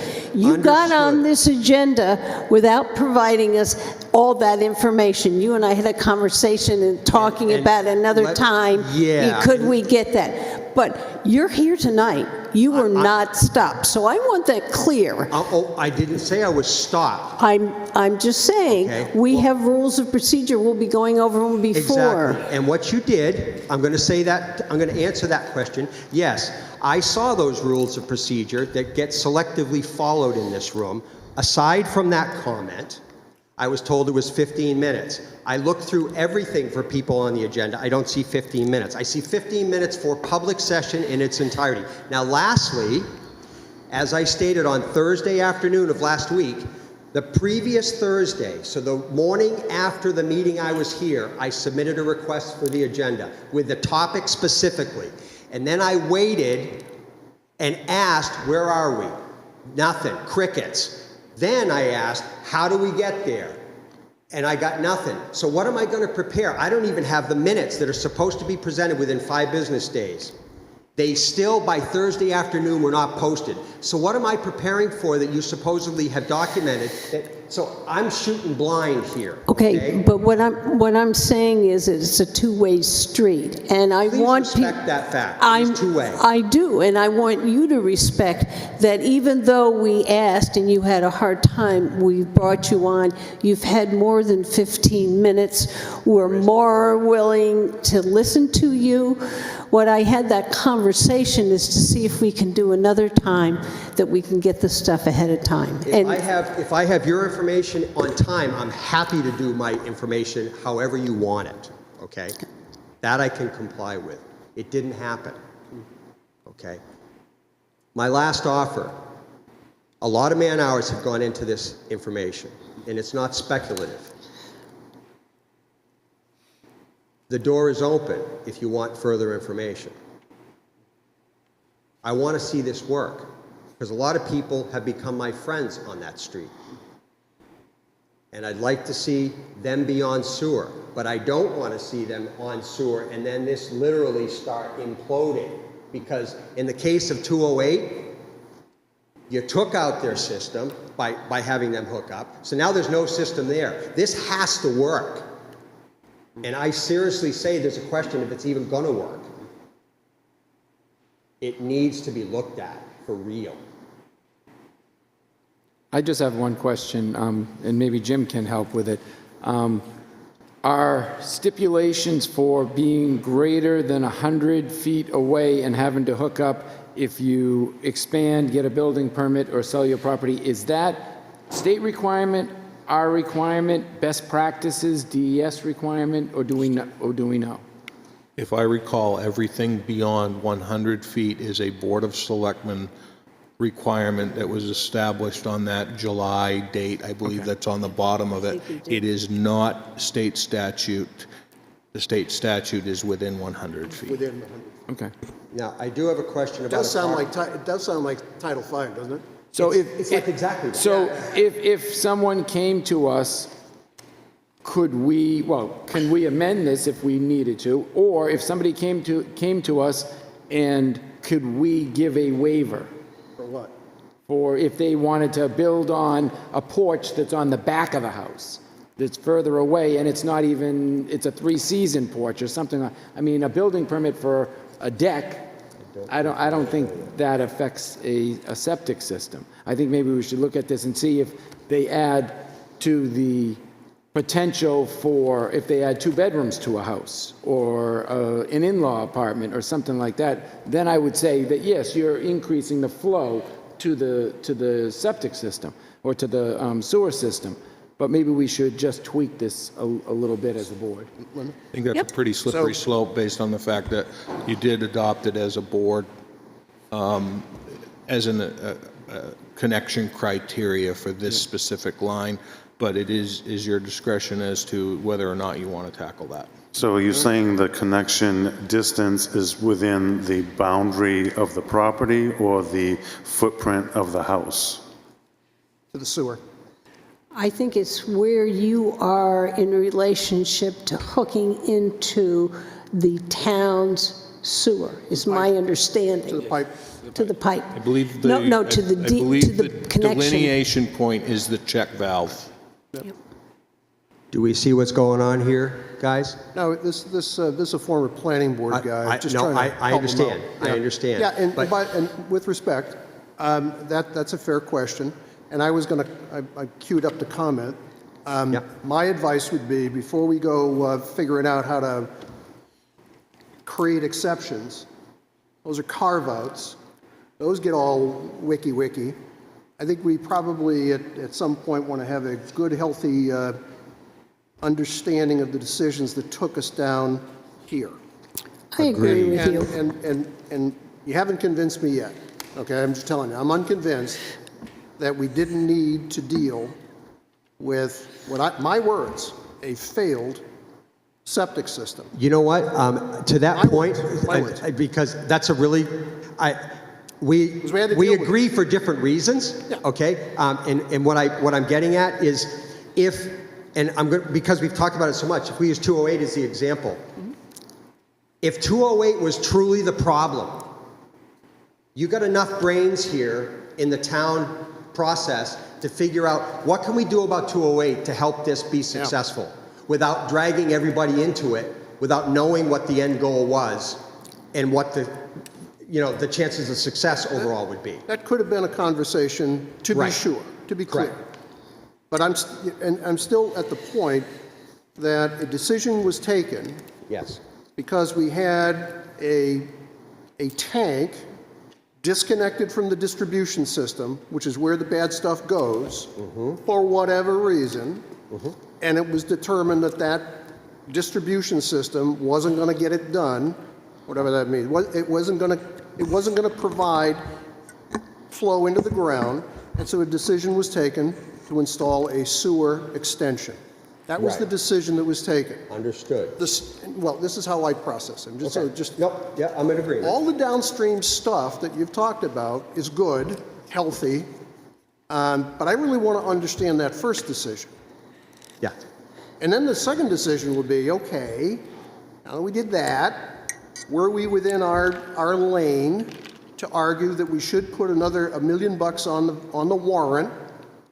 Is this going to be an issue that's going to take place in 4 or 5 years where we may have others who have to connect? I think Dave Ford was actually the proponent of this, wasn't he? No, Dave Ford was gone. Okay, I would but there was a disagree with that, because when the Cary Beach parking lot was done, Dave Ford All right, did you're right, install Cary I thought Dave piping for this type of a design, Ford had his and he fingers in was it. an advocate for So, it in He 2019. was. He And was saying gone that, by you know, we might wanna go around the 2022. corner. I think I remember him, or maybe I was watching TV when that happened. So I just really want to understand how we got there. The other stuff you've talked about, you're well within your rights to say, you know, we did what we did, and and we may never fix the fact that there's bird crap on the ground. Correct. But we had, at the beginning, we had a septic system busted. The question is, was this the right curative? Dropping $1 million, or should we have done something else? That's the first question. Agreed. Okay, that's where I'm going. So you just reminded me, so on the E. coli testing, my suggestion, from looking at the data, you have the chart in your pamphlet. Enact the DNA testing, period. As we're coming into spring, I know it's a little more money, but find out truly what it is as people start coming back to their homes. Find out if it is simply animal of different forms, but know what it is you're going after. But we know that. When you Okay. test, we know whether it's bird or... Well, Well, no, we only did that, we only did that twice. twice. I'm sorry. in all these tests. Yes. I retract my scientific Yeah, observation. fair enough. I guess the one thing I would like to do on this, I think we need to review it when somebody comes and gives me this amount of information. The other one is I would like to have us have some other conversations with DES Okay. to thoroughly understand what we got going on here. I think that is us doing our due diligence. I don't know, anybody else? You have anything to say, John? The only other thing that I wanted to say was, Wait a second, I asked John, and I will come back to you, Brian, I'm sorry. I do think the upstream properties that abut the swamp are a real concern. I mean, the two houses are on an island, and you got swamp on one side and you got the lake on the other side. So that does concern me. I mean, even you know, knowing that we hook the beach and up to it, it does justify the cause. It may not justify the cost, but at the same time, I think we do need an engineer, maybe Stantec. I know when I was at the sewer treatment plant, the guys from Stantec were more than willing to give us sewer hookup information and go through the motions with us if we ask them to. So I know that was open to us, and we might want to take them up on it. No, Brian's next, and then you. so the only thing I wanted to mention is, we knew about that one failed house. We also knew, and John just said it, about the beach, Cary Beach. We have a lot of citizens, these are all town residents that use that beach with the bathhouses there, and we have a house right next door that has a very suspect septic system. So we knew there were three major, Thank you for bringing that one up. major issues that were there when we started, knowing that there are going to be others that hook up going down the road. So Specific to that address, Brian, thank you for bringing that up. The house that's right next to the beach itself. Yeah. I noticed they're on the list for hookups, but they're blank, as in no hookup. Why aren't they on the list for? Is that 212? No, it's 203. 203, I think it is. I don't know what the status is, but everyone else has a status but them. And as I understand, as a kid growing up, that's always been a challenging area for septic. It's in That's just- conversation. So, where are we? I know that. There are legal proceedings that I cannot discuss. There you go. It's in conversation. Hey, Hey, can't do that. hey, No, I'm not asking you to, I just, so I can asked- you quickly, and we get Yeah, out of this, I asked for where, one last thing. So Linda may disagree, but I'm gonna say that Wolfeboro Waters got rolling as a committee in, I don't know, it was 2018, 17, Correct. whatever it was. 2018, when we've had the first cyanobacteria It was outbreak. Labor Day weekend. Yep. I was down on Cary Beach with Susie, and she had her little granddaughter playing in the water. And MUR shows up, and they're trying to get an internet connection. If you try to get an internet connection on Cary Beach, it's next to impossible. And I said, oh, you must be here to say goodbye to the summer. And the news reporter said, no, we're here because there's a cyanobacteria breakout on Cary Beach. Well, I had just become a member of the board, and I lost my you-know-what because we hadn't noticed people. I went kind of bonkers about that. And what followed from that was, and Linda and I, Linda's now carried it forward, we started Wolfeboro Waters. You saw the drainage project coming down Forest Road that Dave Ford was stepping down the water. That was a well-funded project. I forget when he did that. It was probably 2020, just before That's the one COVID. that has the culvert that goes down along the beach. Yeah, well, it was coming down Forest Road. That area down there has been a hot spot because water just tends to want to go there. Goes down a hill. Exactly right. We've got swamp area. And I now vividly remember Mr. Ford, because we had to compel him to go out and do a video on that. What I remember Mr. Ford saying, we've got to deal with the sewer issues down there. So back to, did we just do it for one, or did we have a strategy that said we may need to go around the corner and do it for others? But I agree with Linda, we should take a look at it. And I thank you for doing it. No retribution coming from here, other than if you want to call me a personal name, but I'll call you one back. You brought something to our attention. We'll look at it. I will also take some of this to Wolfeboro Waters. Wolfeboro Waters is a committee that's working very hard to deal with, and I'll talk to you about where stormwater manual that just came out from DES. They're no longer talking about best management practices, but stormwater containment measures. Well, it's something we on Libby Street are very sensitive to. So here, we finally got a manual that's talking in that direction. So yes, I think we need to keep our eyes on water, stormwater, and so Wolfeboro Water does it, so I will bring that. Thank you, Dick. Lastly, everybody has my contact information, right, wrong, or indifferent. Appreciate It's been crickets for the last 2 weeks. I hope the crickets don't stay. If you have questions, ask. I've done a lot of stuff that's not even published here, Thank you, sir. but I'm not going to beg. Thank you very much. Shouldn't have to. Thank you. Thank you. Okay, thank you very much. Let's get ourselves going here. Next item on the agenda is waive fee for rental for Fossfield Courts, New Hampshire Regional Pickleball Club. This was a decision that we made at the last meeting.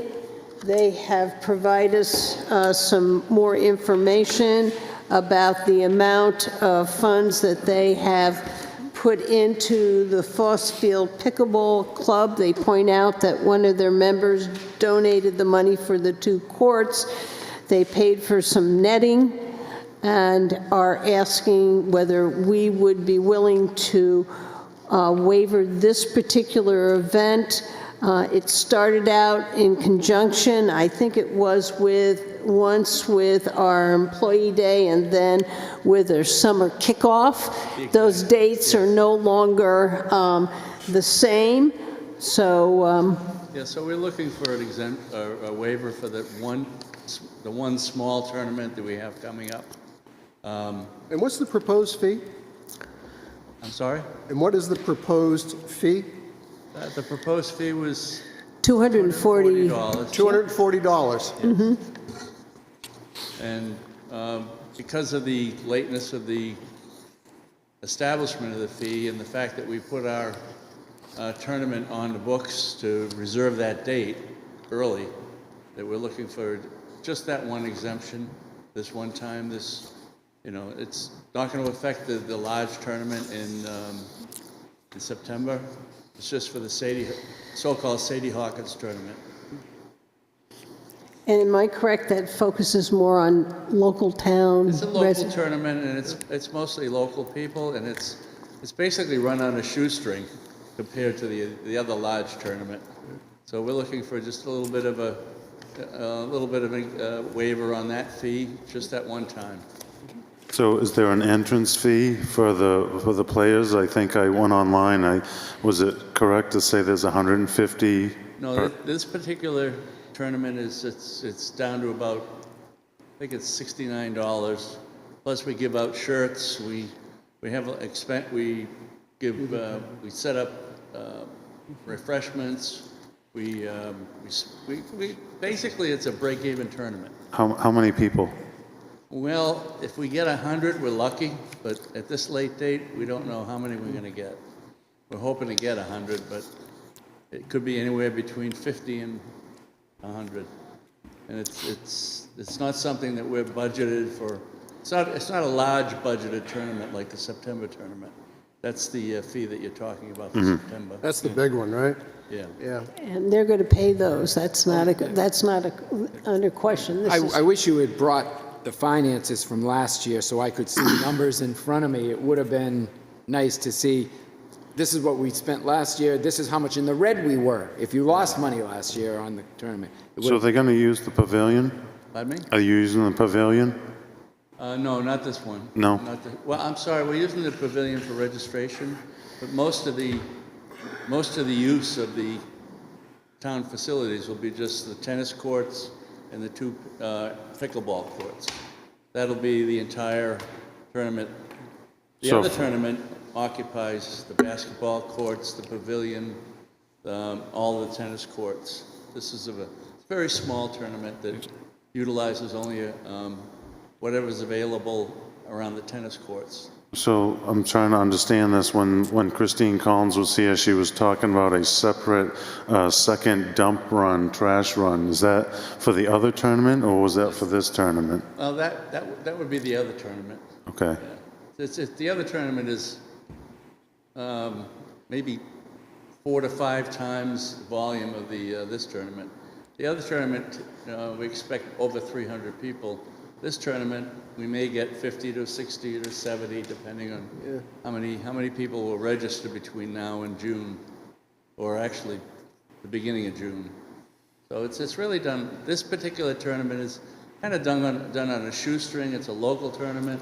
Most of the people, we're not bringing in people from out of state. It's not the big famous tournament that we have in September. It's just a local fun tournament that we put together. So how would you compare to, and I understand you gave donations for the courts and so forth, and understanding, what would you say to other people that are sitting at home that would want to do the same thing, and if they want to do something and then they would come to us and say, well, we'd like you to waive the fee also. That's kind of where I am right now. I'm having a hard time when I think about other people that would be wanting to use the facility and them saying, well, they got to waive the fee, so we should waive the fee too. What would you say to I that? would say that we're a nonprofit, a charity, nonprofit registered charity, and a lot of the money that we generate, we put back right into the community by helping improve Foss Field. I myself have been asked to, can you come down here? These temporary nets need a replacement, and I'll go to our locker room. We'll pull out some temporary nets. We've donated at least $15,000 to $20,000 worth of improvements and additions to Foss Field throughout our history, so that we're basically giving back as much as we can. So my father told me something a long time ago, and it was, don't ever lend anybody money and expect to get it back, and don't ever give a donation and expect to have strings attached. So that's something that's very important. I thought it was Ben Franklin. No. The reason why I am willing to waiver the fee is only because we created the fee after we accepted the event. But we told them when we did. accepted the event that we were going to put fees on, and if they didn't like the fees, they could cancel the event. That is correct. And so we were pretty clear on that. So I would consider waiving the fee for this one event, but I would also ask if you could try and accept some donations before, after, and during the event, and reimburse us for fees that we are giving to you, that we're waiving. Yep. I appreciate everything you've done. I really do. We just got told by the voters a couple of days ago that we are penny foolish and pound foolish. We're in a default budget, and that's not your fault. Yeah. But I personally believe that it's hard, and Brian makes a point. I think the generosity of Town Hall has been great. If this was a big number, I'd think about it. This is $240. Yeah. And I can't get there. It's $240. So I'm not supportive of it. Well, in our case, if we had anticipated having to pay rent for this tournament, we might have upped the charge Sure. per person, but Sure. Yep, we understand that. I'm kind of torn. I'm torn because of, I think they have given back to the town. Sure. And not for something we asked, but we are in a default budget. This was one of the things that we were going to look at was fees. When Joe called me, I looked at it because I thought it was connected to one of our other events. If it had been connected with our summer kickoff, I'd be in a different spot. So I think I'm with the majority here that I think we better just leave the fees intact.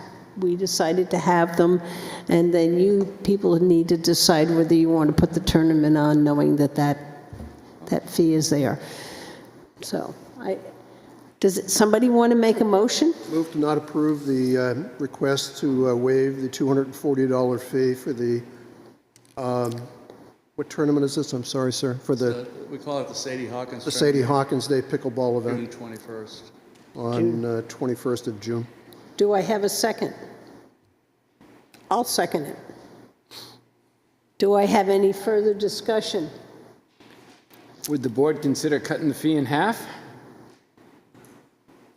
I'm not willing to withdraw my motion. Any other discussion? Hearing none, all those in favor? Aye. I Opposed? abstain. Very good. Okay, so I have 3, Thank you. 4, 1 abstention. Okay, thank you. Okay, next item on the agenda is kind of one that is a plus for us. We had 2 people apply for the hawkers and peddlers permit on number 4.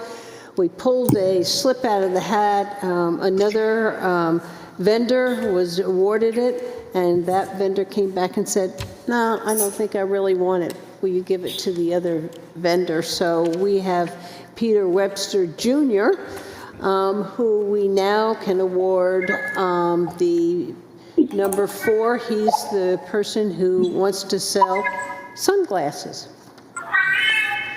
And I'm here, by the way, if anyone has questions. Muted. Is this? Try it now. Hello? Hi. There we go.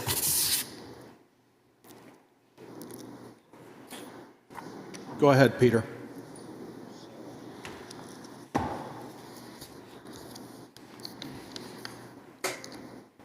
Well, if we can't get the technology going. Go ahead, Peter. Oh, I'm sorry. I didn't hear anything you guys said. We said congratulations on selling sunglasses. Yeah, we To just, sell sunglasses. Unmuted. The connection's awful. okay, why don't we're going to, can I have a motion to award Peter Webster location 4? So moved. Second. Okay, I have Brian made the motion, Paul second. Any further discussion? Hearing none, all those in favor? Aye. Peter? Thank Okay, good. We'll move on. Thanks. Cheers. Cheers. Cheers. The next item on the agenda is the commercial vehicle landing permit for Winnie Adventures. This is a repeat. We have the insurance through the 9th, and I don't know how long he runs. And he gave us a picture of his sign that's down there on the docks. He's been with us. He's one of the boats that we had built that small little pickup and drop off for. So, board members, do you have any questions? Well, I'm all for all of this, but I will say some of the landing fees look a little silly. A $56 landing fee for the year might buy 2 boards. I think there's no question. These are the fees that we are asking to upgrade, and my understanding is that Jim has staff who are going to work on this. Correct. By next year, we should have corrected this. And I'm hoping as we get other fees down the line that we will get updated fees before we have to. I agree with Brian. Yeah, we could make this one $240. There's a couple of others, a couple other fee things we should talk about, but that's for other business. So this is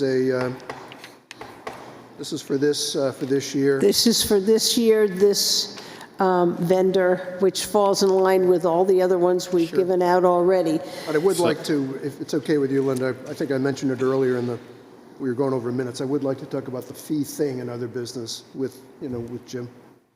When other business comes. When other business comes Comes at it, right? Right, Okay. no problem. I'd like to get Okey-smokey. this one. Can I have a motion? I'd like to make a comment on this before Yeah, we sure, make John. This is a serious head scratcher, folks. When I first thought about it, I saw the $56 and I was thinking that it was the fee for the sign on the railing. And then I was even like, that's way too light. I was like, just for the sign on the railing should be $750 a year. And then we compare it to the landing at the Libby Museum where the barges come in, they're paying $3,000 a year. So I'm like, I can't even support this, to tell you the truth. I think it's a joke. I mean, it should be thousands of dollars. Somebody's coming in to use our landing. If I may. I understand we're behind the curve, but this is a joke. If I may. I hear you.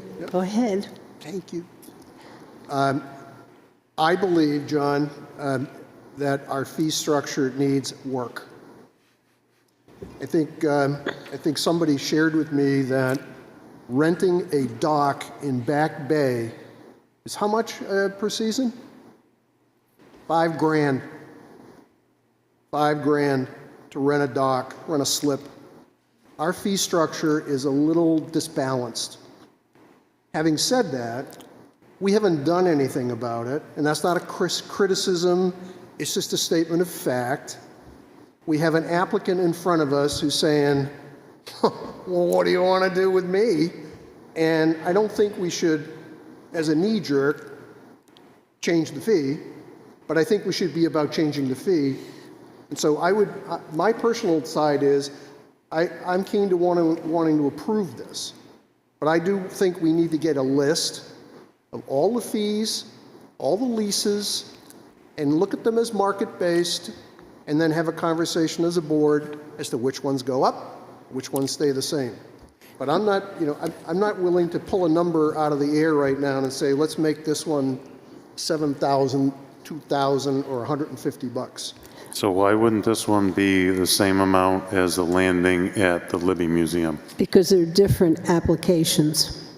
The Libby one, we are for barges. We were having damage on that dock all the time, and we decided to up those fees, put them in a special account in order to pay for the repairs to that dock and not put it back on the taxpayers. And I'll tell you, those probably fees are too low too. And I think what we need to do, and we've asked, and we may have to set a date, but we need to take a look at all these fees.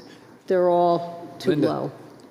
Also, Brian? yeah, the barge can land and be there for 3 hours. This guy's pulling in and out in 15 minutes. That's correct. So it is a completely different animal. But that's why I said $56 is kind of, it replaces 2 boards. We do have to look at this and make sure that this is adjusted. And I think the problem is, or not the problem, but one of the things is, we've always been great partners with the Mount Washington. Well, if you take and you use the same formula for a 230-foot boat that comes to the docks for, 20 times a week or 10 times a week or whatever, then that becomes a big number. So we're going to have to look at little boats and big boats and figure out the way we're going to change these landing fees. And we also need to do it in a way that we want to keep these businesses coming.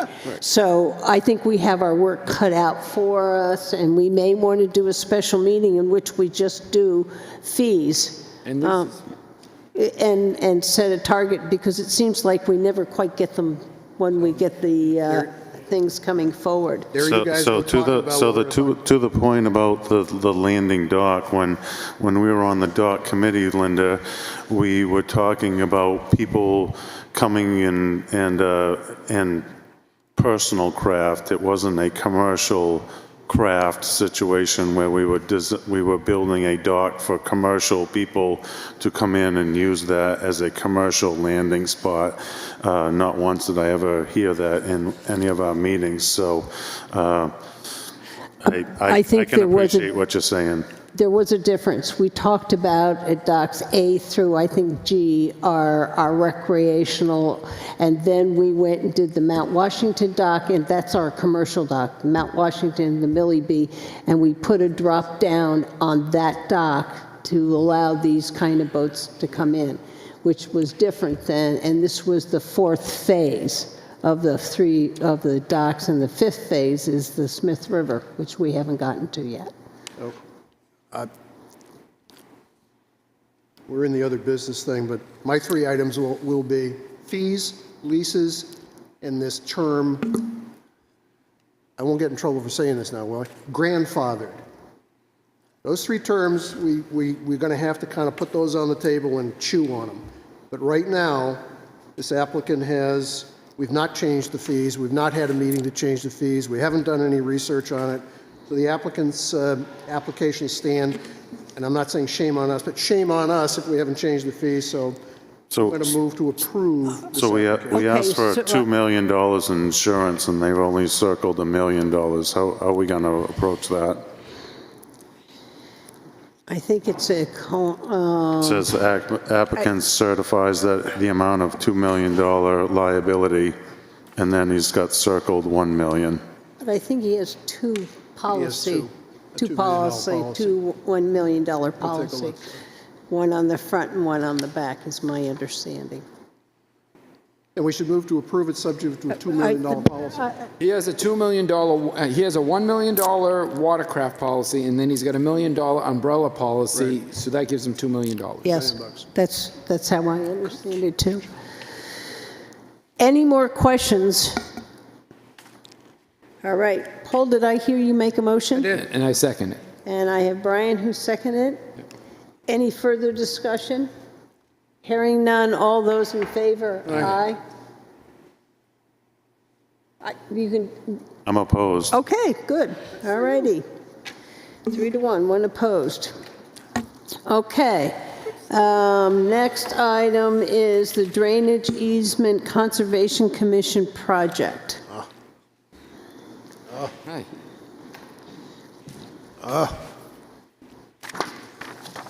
Hi, I am Kayla Woods. I'm a right-of-way agent with the New Hampshire Department of Transportation. A And little closer. is that better? Yeah. You have to eat it. So we are looking to repair the culvert on Route 28 over by the Winnipesaukee Estates, I believe is what it is. It's an unnamed tributary to Winnipesaukee. Currently, it is a 60-foot corrugated metal pipe. It has failed and caused the road to wash out, as you guys know. So this is considered an emergency project. And where it is, there is a conservation easement on both sides of the road. We refer to them as parcels 1 and 2 on the plans that you guys have.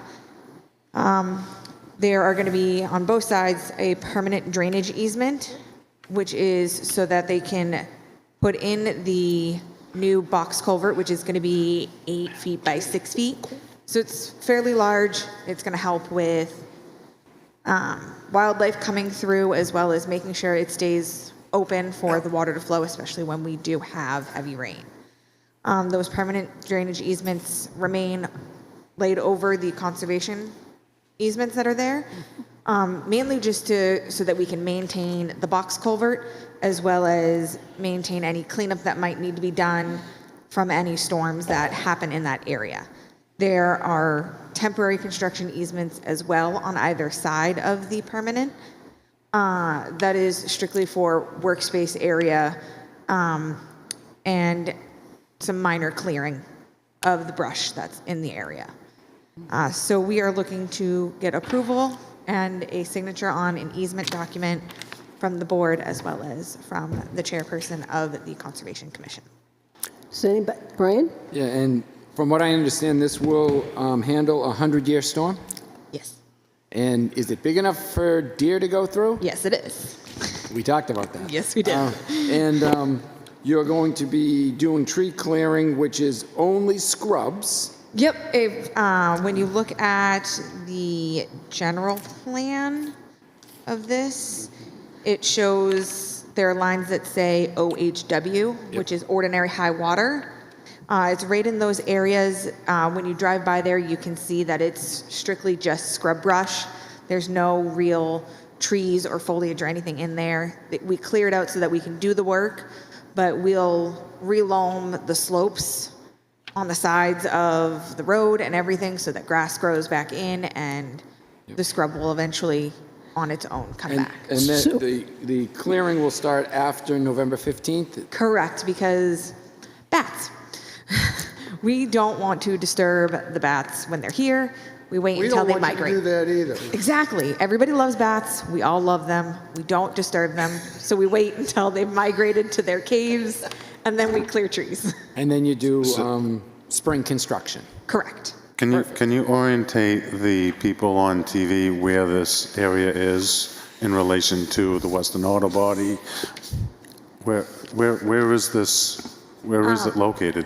So it's on Route 28, and you're heading, I guess the best way from here, if you're heading towards Concord, so 28 East, it's after the sharp curve down the road.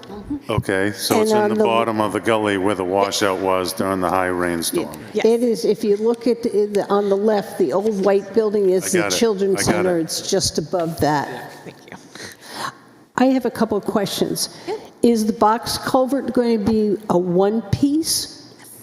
Yep. Because we have other culverts that were boxes and they were not, and we moved, so this is a solid piece that's going in through there. As far Okay. as far as the project manager has told me, yes. Okay, because that to me makes a difference on whether it is or is Didn't you have not. a problem with that on Pleasant Valley Road, Pleasant we're Valley having Road? trouble with water seeping underneath a Underneath the box culvert, so, all righty. We have long memories. Yes, we do.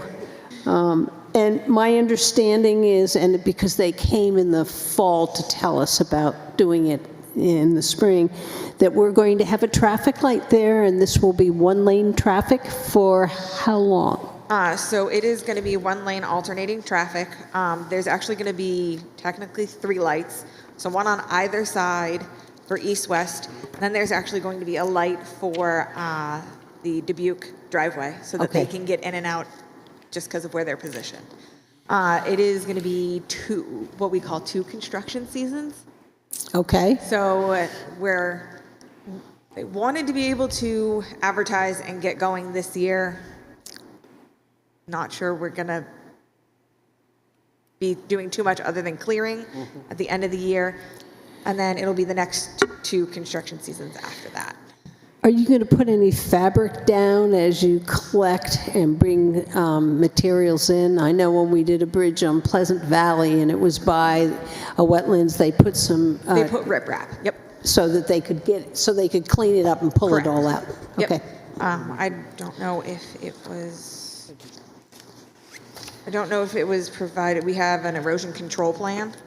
If you don't have it, I will email it over to Amy to send over to you guys, but I do have a copy for you guys to look at. So what I think Linda's talking about is when you stage the area and you Correct. bring in other materials, you line the ground with a barrier system, and then when you go to clean your area up, you retrieve that, Yes. pull that barrier up, and now you're down to the natural earth that was there originally. Yes. Yeah. And I definitely would like a picture of the drainage and that you have there.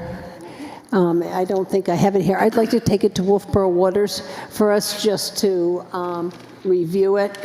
We're into drainage and what's going on, so if I can, that's fine. Then I'll take that and we'll take a look at that drainage. Board members, anybody else have any questions? I did have Amy get the two conservation easements, so you had a copy of that, so we know. I did ask on whether the town council had reviewed the agreement, and the answer was he answered the question on who signed it. I don't know if he proofed the document. I'm not sure. Lenore, do you know if he proofed the document? I was asked earlier about the conservation easement deeds themselves. I don't know now if you're referring to the right of the easement documents, because I have not sent those to him, and I don't know if DOT has. So this drainage easement has not gone to our town council? Not unless DOT has sent it. Probably should. You got it. Probably should. I did not, but I don't know if Amy did. No, I know she has not, because that was the question I was asking. I didn't know if the Conservation Commission did follow through with having the deed reviewed. No, not the deed itself, just it was more of a conceptual conversation, let him know that about the easements and the fact that we were being asked to sign a right-of-way for, explain what the project was. And we got that sort of general response about what the RSA allows us to do, where we have our authority and where you folks need to take over. Board members, what would you like to do here? When you say deed, are you talking deed or easement? It's an easement, drainage deed. It's an easement deed. Deed, it is a deed. Yeah. Easement, it's a drainage easement deed. Yes. And Is there an before urgency on we your part sign to it. get this done? Is there an urgency, like tonight, you have to have an answer? Sooner rather than later, but not. Why don't we just cycle it through Nathan? I think that's a good catch, Linda, and we can approve it conditioned on cycling it through Nathan? I think we cycle and we'll bring it back. Yeah. Okay with that? And we just really like to have those things checked by town council before we sign them. And since there are two easement deeds, I'd like that also looked at in relationship to what we're signing. As you I'll know, take care of that easements are tomorrow. scrammy things. They're, yeah, I agree. I agree with that. So can I have a motion to table this until we have an opinion from town council? So moved. John and Brian, was that a second? No. Second. Okay, Paul's a second. John, would you be willing to amend your motion table for review at our next meeting? Yes. Second. Along with review of Yeah. town, okay, added on the end to it. That's what I was going to do. I wanted to put a timestamp on it. You want me to withdraw so you can do it? No, let's, come on. So we're clear, we're going to have it reviewed by council and have it on the next agenda. How's that? All right? Perfect. Any further discussion? Hearing none. All those in favor? Aye. Okay, thank you very much for bringing that to us. You're welcome. Okay. Can I, just for clarification for my role in this, because I've gotten hung up on this before, we're not asking me to send the actual conservation easement deeds, which are different than the right-of-way easement deeds, to town council, correct? Just the right-of-way easement deeds? Those deeds, the easement deeds to the Conservation Commission should go to town council as he reviews this deed to make sure everything is legal. And That's what I'm Jim's looking. going to take care of it. Jim's going to take care of it. Okay, oh, you don't need me to do anything? Even No. better. All right. No, see you no, in we April. don't. Isn't that great? Okay, next item on the discussion is the discussion of the town election follow-up. And I don't, Jim, do you want to start us off? And then let's have each board member kind of give their ideas. Okay, so the town meeting was held. We got, I think, some pretty interesting feedback from the citizens. From my review of the articles, it appears to me that there is some reservation going forward about rolling stock capital improvement projects. However, with that said, I think that some of the capital projects that are related to water, sewer, municipal, electric are heavily supported. As well, it appears that support of our labor to continue moving the town forward has been heavily supported. Some of the areas of concern and trouble, while the municipal reevaluation passed, it was very close.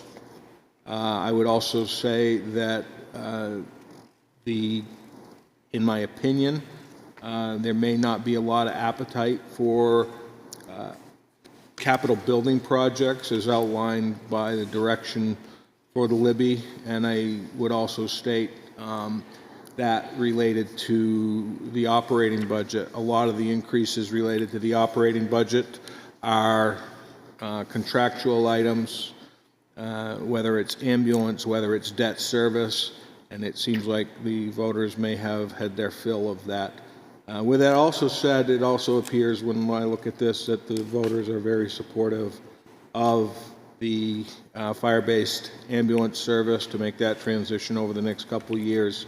And as always, our town road upgrades. That's my quick summary of the overview of the election, and I thank everybody for their participation in coming out to vote. Who would like them to go? Okay, Brian? So I noticed something that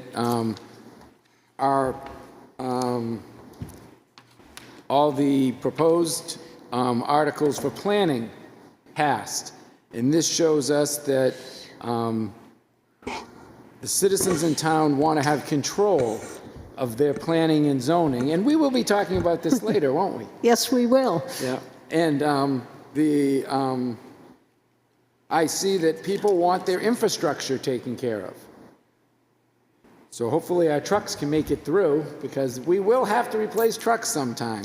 I think people want to see our police department succeed. That's why the police commission removal didn't happen. And I think that maybe when we have more officers on the roll, they'll be more favorable with cars, more cars coming into duty. And the intersections, and they were just a referendum, a non-binding referendum, but the two intersections at Pickering Corner and at McManus Road at the Art Center, resoundingly people in town said that they want those intersections to be built as is, more efficient, but as is. They voted down the roundabouts 1103 to 466 and 1165 to 405.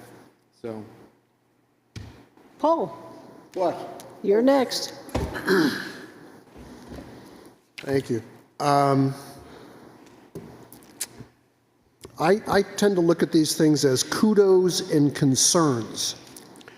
I'll start with the kudos. I think that the first kudo that the voters gave us was pay your people. 65% of the of the voters who came to vote, and there were 1,660 some odd voters, said pay the people. 65% concurred with the police, and 61% concurred with the AFSCME employees, which is highway and fire and those folks. That's kudo. I think the voters completely understand that big infrastructure projects are probably necessary. And those votes for sewer pump stations and all that kind of stuff, those are in the high 60s, 68, 60 some odd percent. Big numbers. 729 people thought we should abolish the police commission. I said that the other night to the police commissioners, and I said, let that sink in. 854 people said don't do it. There's work to be done in there. They got a message on both sides. The good news is, and Jim hopefully would attest to this, is that during the contract conversations with the unions, I saw some esprit de corps. I saw a desire for people to want to, put stuff down and start doing stuff on a more forward basis. And I hope that that continues. Kevin Duffy ran unopposed, but he got 1,060 votes to be a police commissioner. So somebody thought that he was the right person for the job. The Libby failed, and it has there's a consequence of that, which I won't talk about tonight because Linda believes, and I concur, that we should talk about that next week. Is that what we're going to do it? Yes. We're going to talk about it next week, but I prepared a motion for that, and I will leave it for the board package. I think there's some concerns in the budget. And I think the concerns, and they're not because, Dick, you were here, but you may resonate with some of this. I think there's some concerns about leadership, all of our leadership, intramurals, how we're managing the town. And I think that came across, at least to the people that talked to me. I think there's a question about priority setting. I think we got to do much better at that. We got to be very, very good at, we have a work plan, but we got to set priorities. And I think that this budget exercise, if I understand Jim clearly, it's going to cause us to have to do that. We're going to have to sit down and figure out what comes number one and what comes number two and what doesn't make the list. And the roles and responsibilities get asked. Some questions about our behaviors came up. Some comments about, spending most of our time looking backwards and not looking forward came up. But the thing that resounded most to me as I looked at how this budget finished, people understand things that have a beginning, a middle, and an end. People want to know, what results do I get? Clarity, consistently. And I think that we got to do a much better job in that area. And then I pull back and I go back to the kudos. If you think about it, the voters on the capital side basically said, throttle up, fix your roads, do your infrastructure, keep us safe. The body cameras, keep us safe. All of that capital-intensive stuff that was out there, they voted for. Steve's trucks and the police department's vehicles, I think the voters said, you know what, too much yelling and screaming on the police department side. I can't figure out whether we're going out of business over there or not, and so please don't come to me and ask for more police vehicles when I hear on the other side that we're losing police officers. I'll deal with the where we are with headcount when I give my update later on. And on Steve's side, I think adding $380,000 into the wagon, I think they just said, no disrespect to the comment, pump the brakes, maybe come back next year and but fix the roads.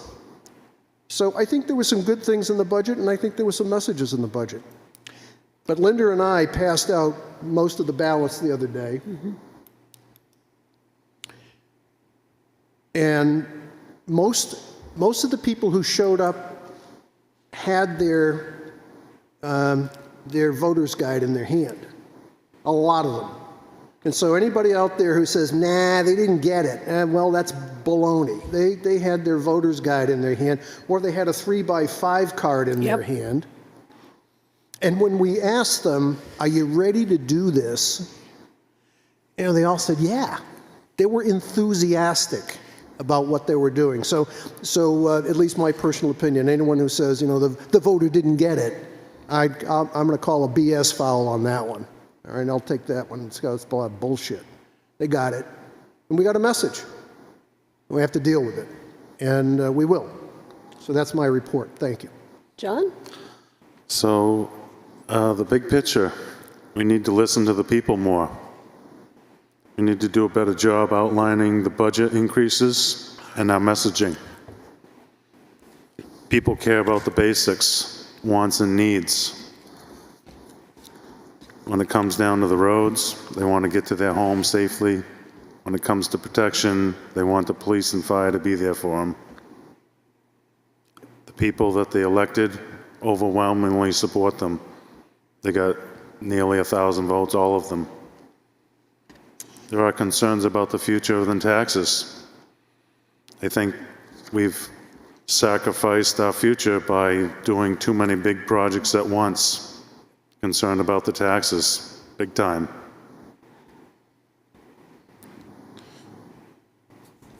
Overwhelming support for the elected officials to do their job better, listen to the people. It's our duty. We're here for them and no one else. I appreciate the votes that I got, knowing I got 1,136 when somebody didn't even have to fill in the oval. And thank you to the people that didn't vote for me, because I know I need to work hard to get their vote next time, if there is a next time. So that's my overview. Thank you very much. I came at it and looked at it in a whole nother light. I'm somebody who keeps statistics of how we voted. And I heard stop, stop, stop. And I heard stop not only by the budget going down twice, but the percentage of passing any of the warrant articles. We were, in the years before 2022, we would pass them by 80%, 70%, a few 60s, no 50s. And so then I went back and say, well, what were the big projects we've done before, and what kind of an impact did that have on the tax rate? So I went back and I took the big projects. I went back to 2007 when we asked for $6,368,000 for the RIB site. But we had 30% of that paid by the state. So 1.9 million was paid for by the state. So the town really only put $4,400,000 on the taxpayer.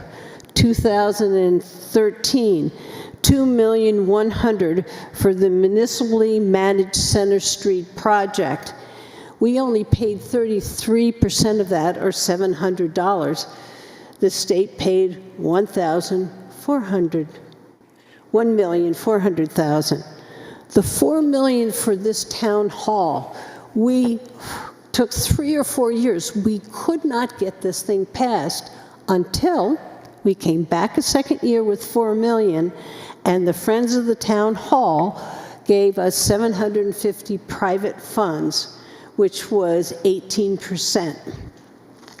Then we turned around and did the Middleton Road, $1.3 million, again, municipally managed. We paid $450,000, or 33%. Then in 2018, and you see there's some spacing between these projects, $5 million. The Library Foundation gave us $1,300,000, which was 26%.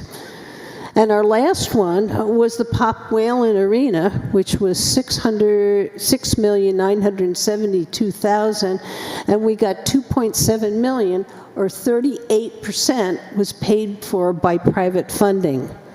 So projects that were $25,700,000 plus, we only paid $16,800, and 8,000, almost 9,000 was come from private events, private donations of the state.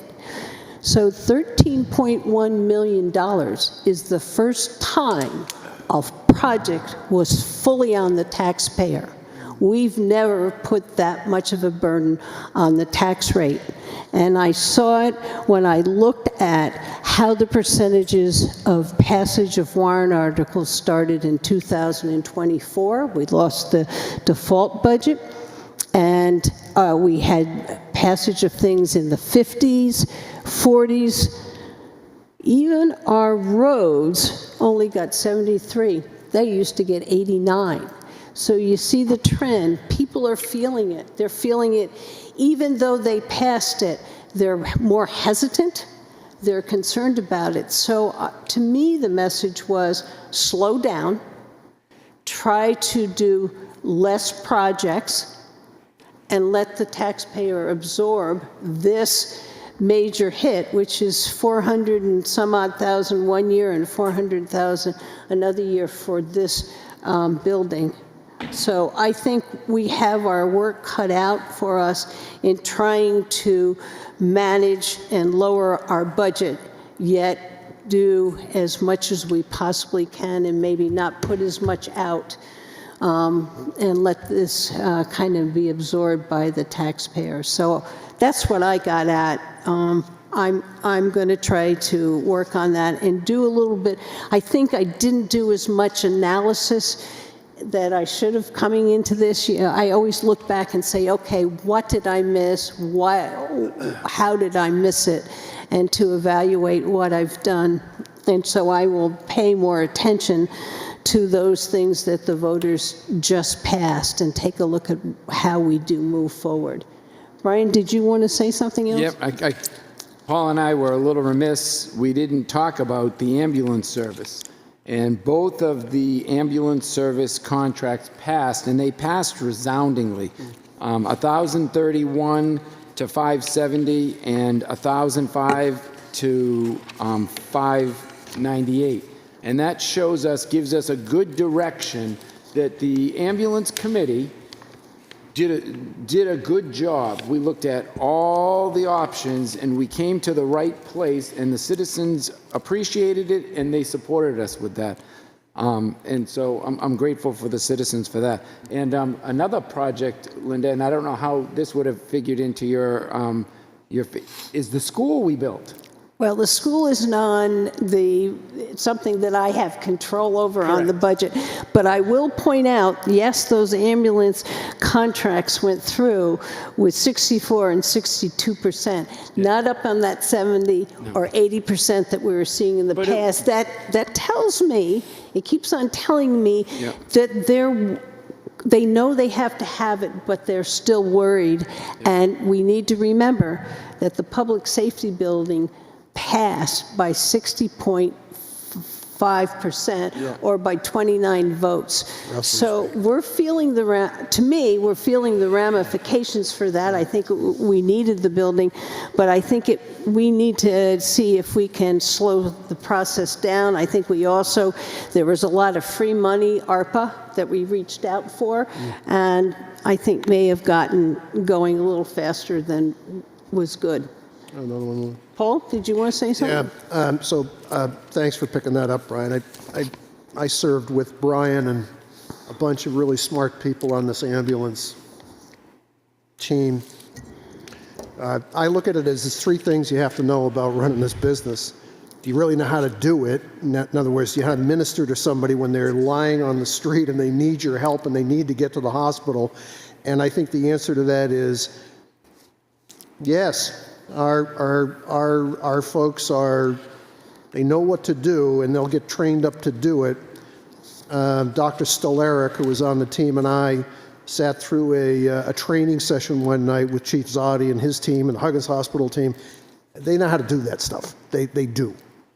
The second question is, do we have a theory about how to recruit the quantity of people that we need? And that's got to be something we got to get about doing like now. And then the third, which is always my fun part, which is the back office, running the building and collection.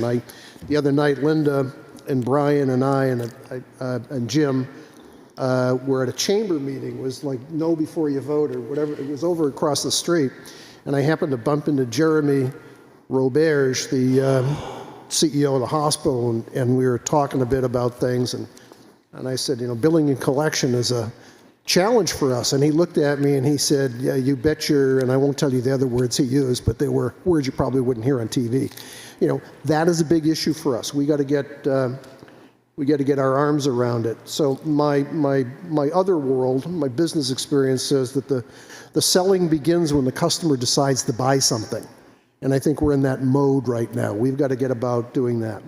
Two other things I heard. One is, geez, can we make the deliberative session go longer?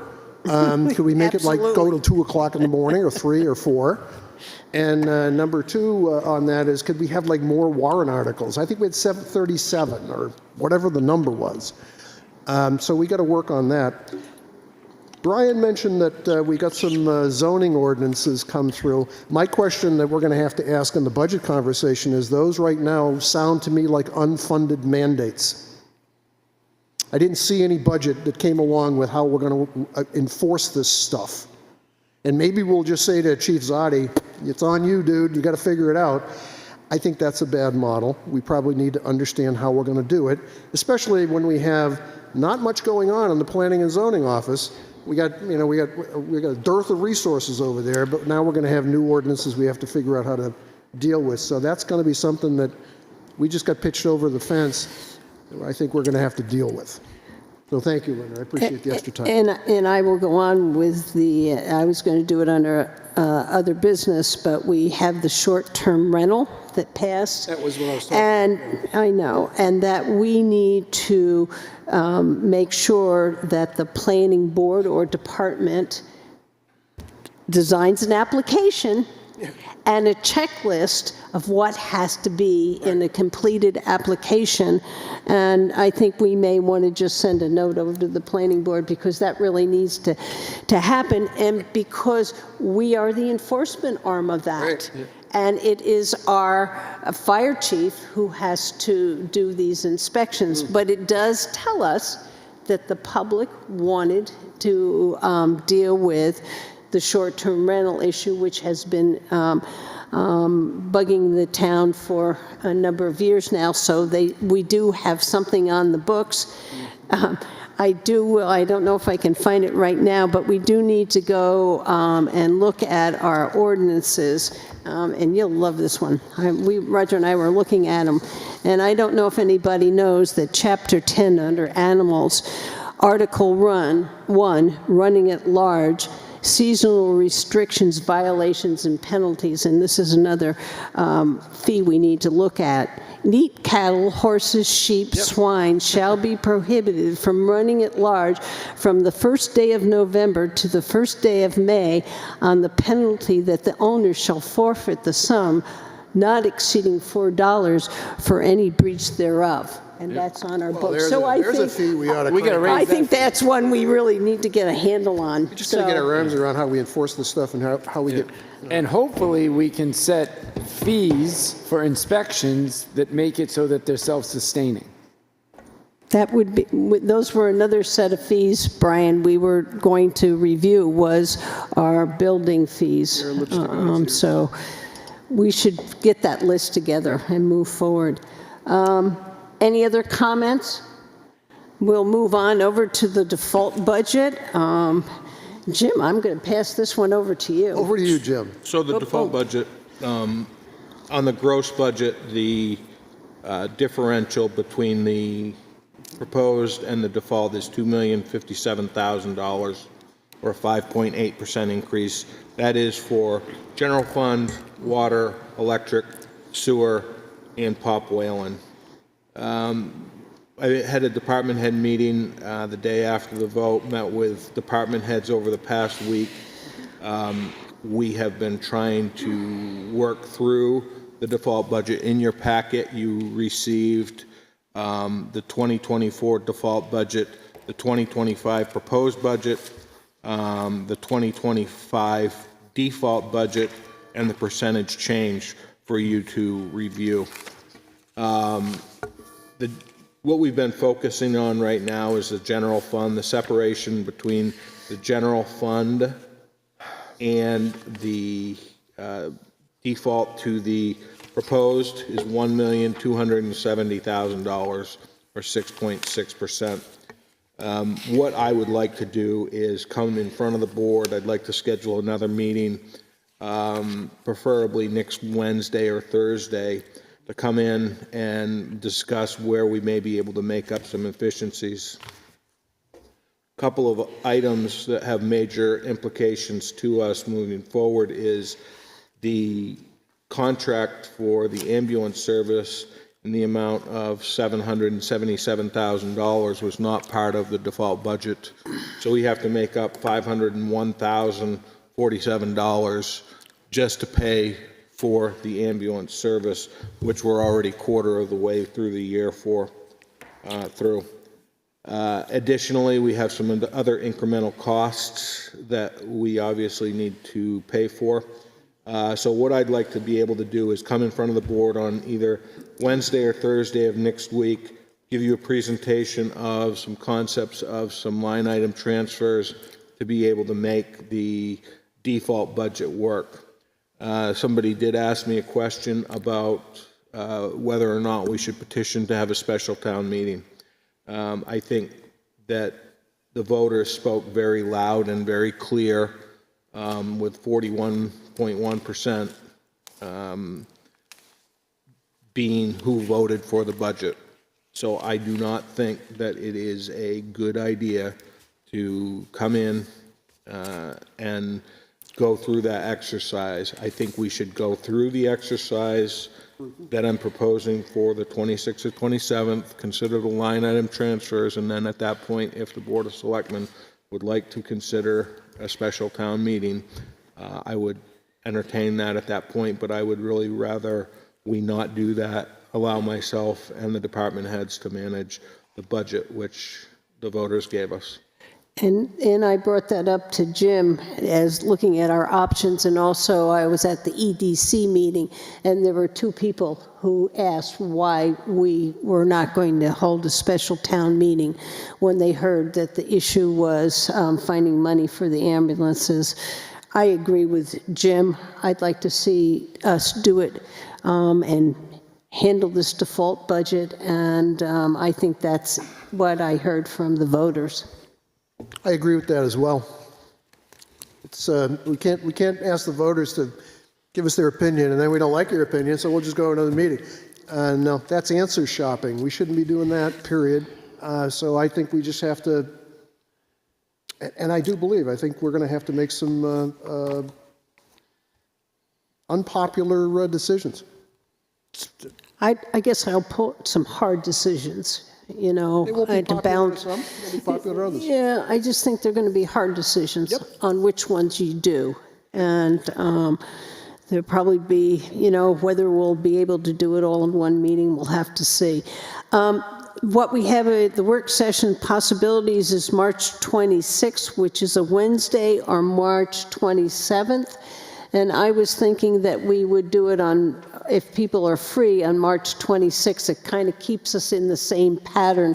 If people want to come, and I hope they do, to listen to us. So is it okay with the board, the March 26th? Yep, No objection? Okay, 6:30? sure. No objection. Okay. We'll put that on the calendar then. You okay with that? I'll get that scheduled tomorrow. Okay. We didn't vote. I'm not going to take a vote on this. I'm going to take consensus. And if nobody has a problem, we will move forward with that. The next item on the agenda is New Hampshire DOT letter on Route 28. I think we've talked about it. It was pretty clear, their decision. To me, it says that Wolfeboro really likes its rural character. And I think that came out loud and clear. And it also likes the looks of rural roads, and we may have some other discussions on that in the future. So you have a copy of the letter, and I don't know, anybody have any comment, or would you want it read? How would you like to handle this?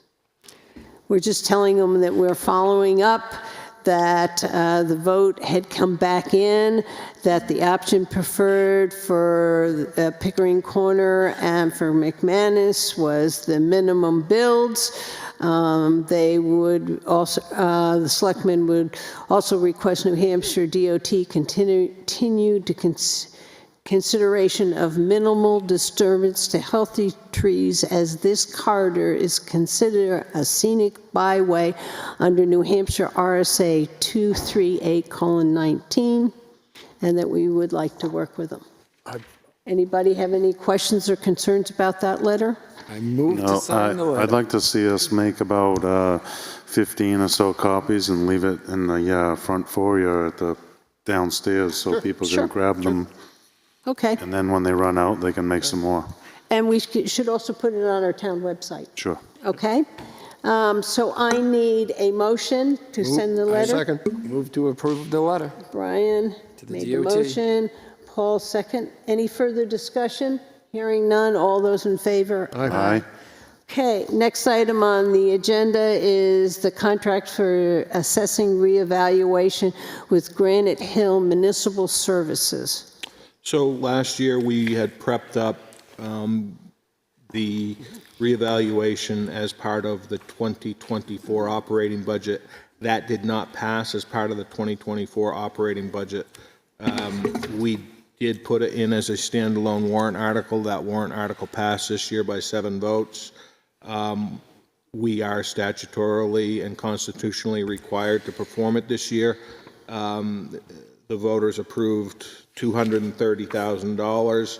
The contract price is $215,000 plus incidentals, which will take place for hearings, et cetera, et cetera.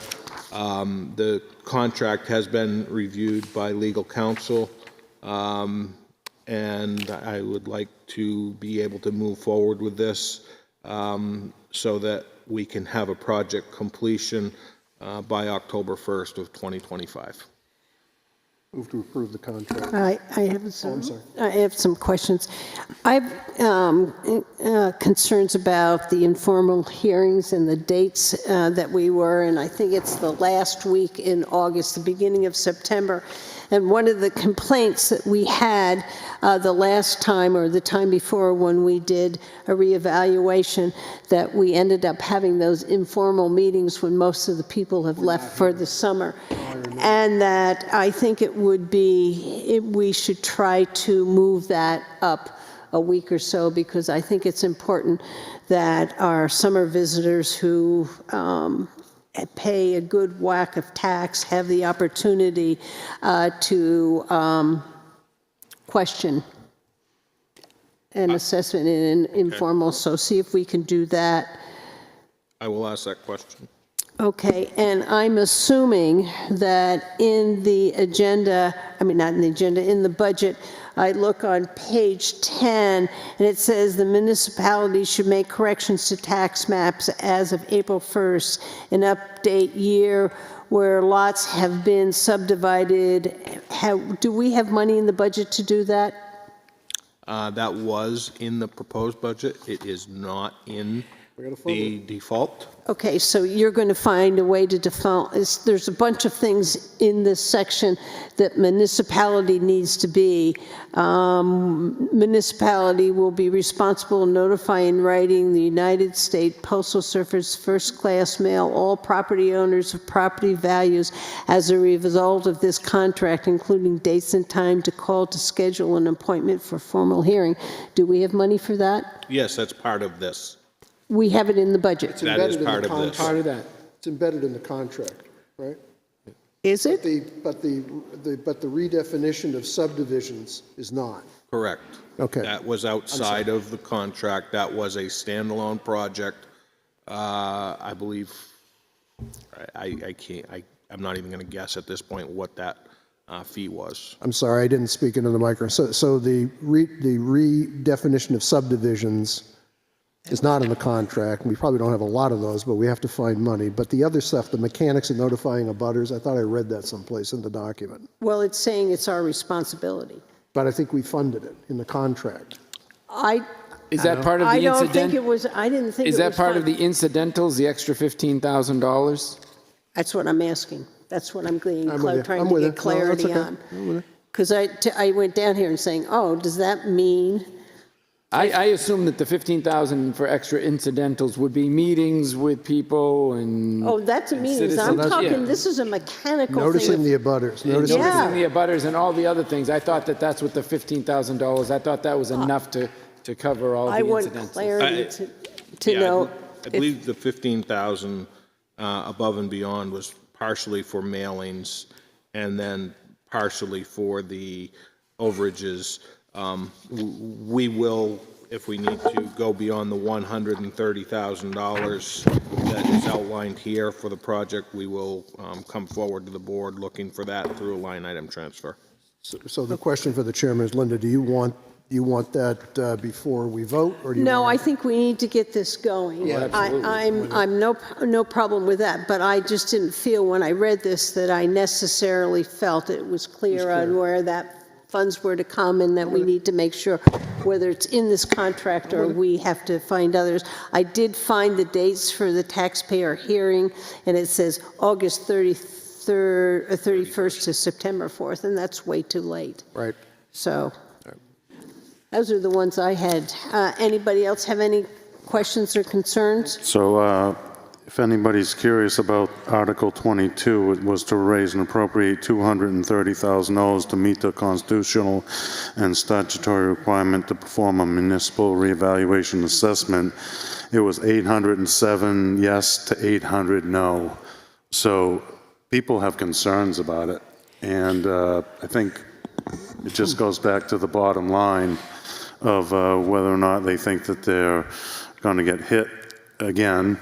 And like I always say, it's not about the value of the evaluation, it's about the spending that we spend. It's about what shows up on the bill. Yes. Yes, what shows up on their tax bill is where it really. So we need to message to the people what's going on in this process. Usually in an evaluation, 1/3 goes down, 1/3 goes up, and 1/3 stays the same. And so you always hope you're stay the same or go down. So, any other comments or concerns? Can I have a motion? Okay, I'll make a motion that we enter into the contract for the assessing reevaluation with Granite Hill Municipal Services. Second. Okay. And just for conversation, discussion, Jim's going to double check on any extra items and bring them back to us if necessary. Well, Jim mentioned 130,000, that's why I read the article, 230,000, so. I'm sorry. Late. I know, I just wanted to clarify that, so everybody understood. Okay, I have a motion, I have a second. Is there any further discussion? Hearing none, all those in favor? Aye. All right, next item on the agenda is the Board of Selectmen Members Handbook. I see that there is one correction that Amy had circled on page 4, and that she would like packet materials in by 4 on Wednesday. Good for her. And I think that would help her. Good for her. The other question that I had, and we had changed, and we've put it in, we've taken it out, we've put it in, whether we would like to go back to putting a public input in the beginning of the meeting and the end. I think when you put it in the beginning of the meeting, that allows people to give us some information on anything we're going to speak about later on. We did it for strategically because we were running into some issues with how long it is. I personally would like to look at putting a public input back in the beginning of the meeting, and I don't know where other people are on that. No objection. As long as we follow the guidelines that we write, and it says limited to 3 minutes per resident, 15 minutes in total, that's okay. If we end up with an hour public input in the beginning and then an hour public input at the end, then we might as well buy cots. Agreed. I've tried to do that. Then we need to go back to an appointment, which is what we ran into tonight. Yeah. Is that we don't have a time for an appointment, and what we are expecting that time limit on an appointment, and I think we do need to set a time on that. Agreed. I think, Linda, I think you're right. I think we thrashed on this one when I just got back on the board. Look, people want to be able to speak their mind or give us some information, either about what we're going to talk about, or something we've talked about that they think, that we need a little more thought leadership on. That's fine. We just need to be clear and consistent that if it's a X number of minutes, it's an X number of minutes. And I think I'm fine with that. Otherwise, you're right, Brian. We sleep in here again, which is bad. Okay, do we want to put the public input after the minutes and before the public hearings, or after the public hearings? Before the meeting actually gets underway would be my advice. Correct. You want to Before we start rocking and rolling, we ought to, do the minutes and then have public input. Okay, right in there. Okay, that's fine with me. We're going to vote on all that next week. I'm just putting the things in because we have to, in order to make changes, we have to put in 1 week and then vote on it the next. How about appointments? I think we should put a time limit, 15, 20 minutes. And I think if they're going to come, they should have, because it is appointment with us, they should have their documents that we get ahead of time. We should have them ahead of time. Yeah. And it's not only for for citizens that have a grievance, but it's also for citizens that are presenting good things, because we have some good appointments that last 40 minutes because they read through page after page of documentation, which is great because it enlightens all of us and it's good for everybody to know, but half an hour? Well, I think, look where we are now. We did our non-public before we even started, and the later we get, I think our decision-making goes downhill. We should talk more about that next week, or when we do it. I agree, we probably ought to have some compressed time, but again, we have to be consistent in what we're doing. A gentleman came forward tonight and said needed information about the minute. He was going to glean from the minutes. Minutes didn't come out on time. Ergo, couldn't get his stuff in. So I got all of that. So we need to kind of just walk through what our expectations are, what their expectations are, and then I'm okay with 15 minutes. My feeling was he didn't have the material, nor did we have the material. You just move it over to the next meeting. Because it's hard for us to read that as in real time. And so that's the only reason I want to do it. I'm okay with 15 or 20 minutes. What's the board's feeling on it? Because we should put something in there if we're going to change it at the next meeting. You can ruminate. I'm ruminating. I'm still digesting a little bit. I've watched enough meetings. Sometimes, it's you just can't get the message out in 15 minutes, and sometimes I don't know. I think the person that asked for the time would have to ask for extra time before, and so we know that it's going to be another 5 more minutes or another 10 more minutes, or, I mean, so I think it's a tough call. I'm comfortable putting on 20 minutes. That seems to be, and if somebody had a need, they could ask us for more, for an appointment that they're coming, because they're coming, when you give an appointment, they're coming to us for a specific reason. Correct. Start there. So are we comfortable with 20 minutes? Yes, but I would say if we know that somebody's coming for 20 minutes, unfortunately, you can't have 5 people coming for 20 minutes and then the meeting ending up at 10 o'clock at night. No, I think that's part of where your chair comes in. I was going to say, that's why we give the chair the big bucks. That's right, the big bucks, and I'm about ready to be done, but to make that decision that you can do this one this week and another week, because, right, we couldn't do 5 of those. So that is part of... And we may come into some dicey situations where there's something that comes up where there's more than one person that wants to speak, and so understandably, we have to plan.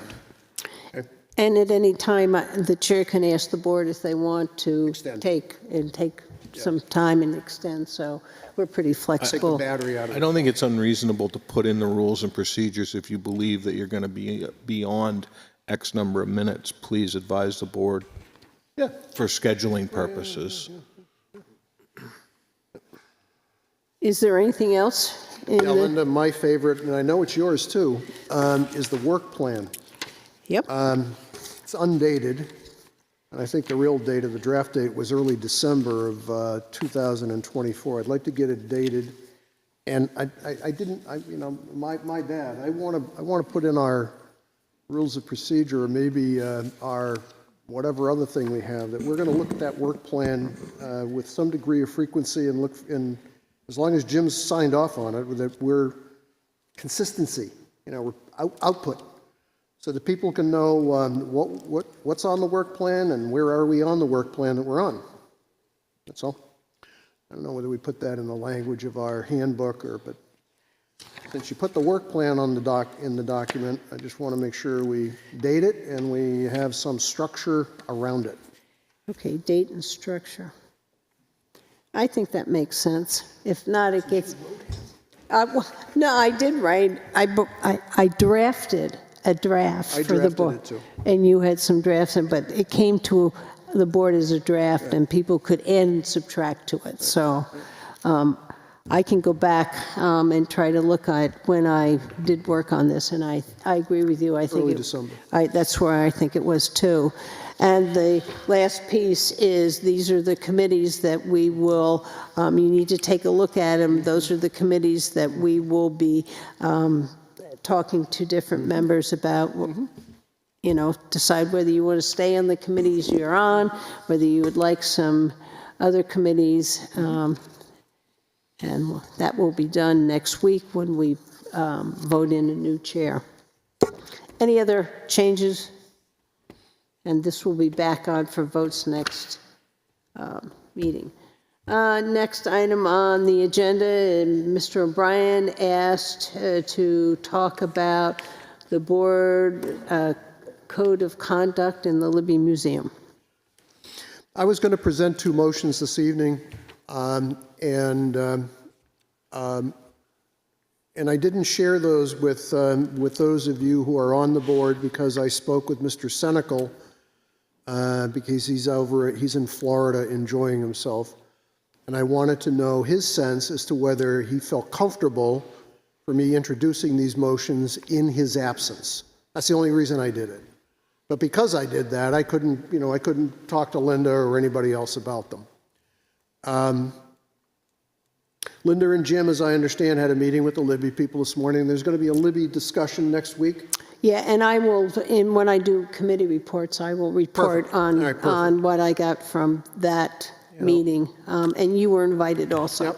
and I started this Libby thing, and we all participated in it, and so I've prepared a motion that I will give to Amy to put into the board packet for us to have and for us to review, so that we have enough time to review it, so that it doesn't sneak up on anybody. But I think it's a motion that we have to put to the table and just decide what we're going to do. And the second motion I was going to put to the table, and I will provide it to Amy, has to do with our how we get on committees, how we stay on committees, how long we stay on committees. One of the things I enjoy as a member of the Board of Selectmen is we have this habit, and I think it's a good habit, of every year we rotate who's responsible for running this show. And you're going to be happy to be off, isn't it? I will. Yes, after a year, I'm ready to get So we do that me every off. year. We assign a new manager to the rodeo. Yep, That's not meant to be disrespectful. it is. I think we need to do something like that around our committee membership. Now, some people are going to interpret that as, oh my God, there's some nefarious stuff going. No, it's not. I think what we need to do is, and you'll see it in the motion, I think we need to rotate around so that we get to share, and I mean this honestly, we get to share our experience and inexperience with a bunch of different committees. It's just that simple. If anybody has an ulterior motive as to why we're doing it, fine. But I prepared a motion that I'll give to Amy. And I don't do this to send a message to any other committee, but it's a message to other committees. Rotate your chairmanships. Get involved in other stuff. Because I think that is something that I heard a lot from the voters, that same old suspects. And I just think we need a little fresh look. So I will give this to Amy first thing in the morning. I have them all printed out. I'm not going to pass them out in public, but I'll give them to Amy. They'll go in the board packet for next week. That's all I have. Well, I'll follow up on that. And one of the things that we have done is alternates, so that you allow two of us to be on committees. And there are a lot of them that we have done through alternates. I look at this committee, and I've been just about on all of them, and then flipped it off. And I'll tell you, I'm ready to get off the Capital Improvement Plan Committee. I've been on it for a long time, and it's time for somebody else to do. Somebody else is going to need to do that, because the same thing. I think you need new blood on some of the committees. So those are the two motions. You'll see them in your board packet. Okay, thank you. You're welcome. All righty. I wanted to add one thing to Paul's. I think as a board, I think we should have either us as a board or the town manager send an email to the Attorney General Trust Division, the head of the Attorney General Trust Division, and ask for a audience with them, have them come to our next Libby Trustee Museum, and maybe ask them for some guidance. I think that's what we discuss at the next Libby Trustees meeting. I'm with you, but I think it's a deep. Yeah, I think it needs to be a full discussion of that. And that's why I didn't put it on this agenda, because we hadn't gotten the Turner report, and I think there's a huge discussion we all need to have next meeting on the Libby. Or if you want to, we can do it on the 26th when we do the default budget. My personal preference is we do it in public. Oh, absolutely in public. My personal preference is we may want to consider having some public input. We may not. That's up to the board. It is I said we had 4 options, and I think I know where we are.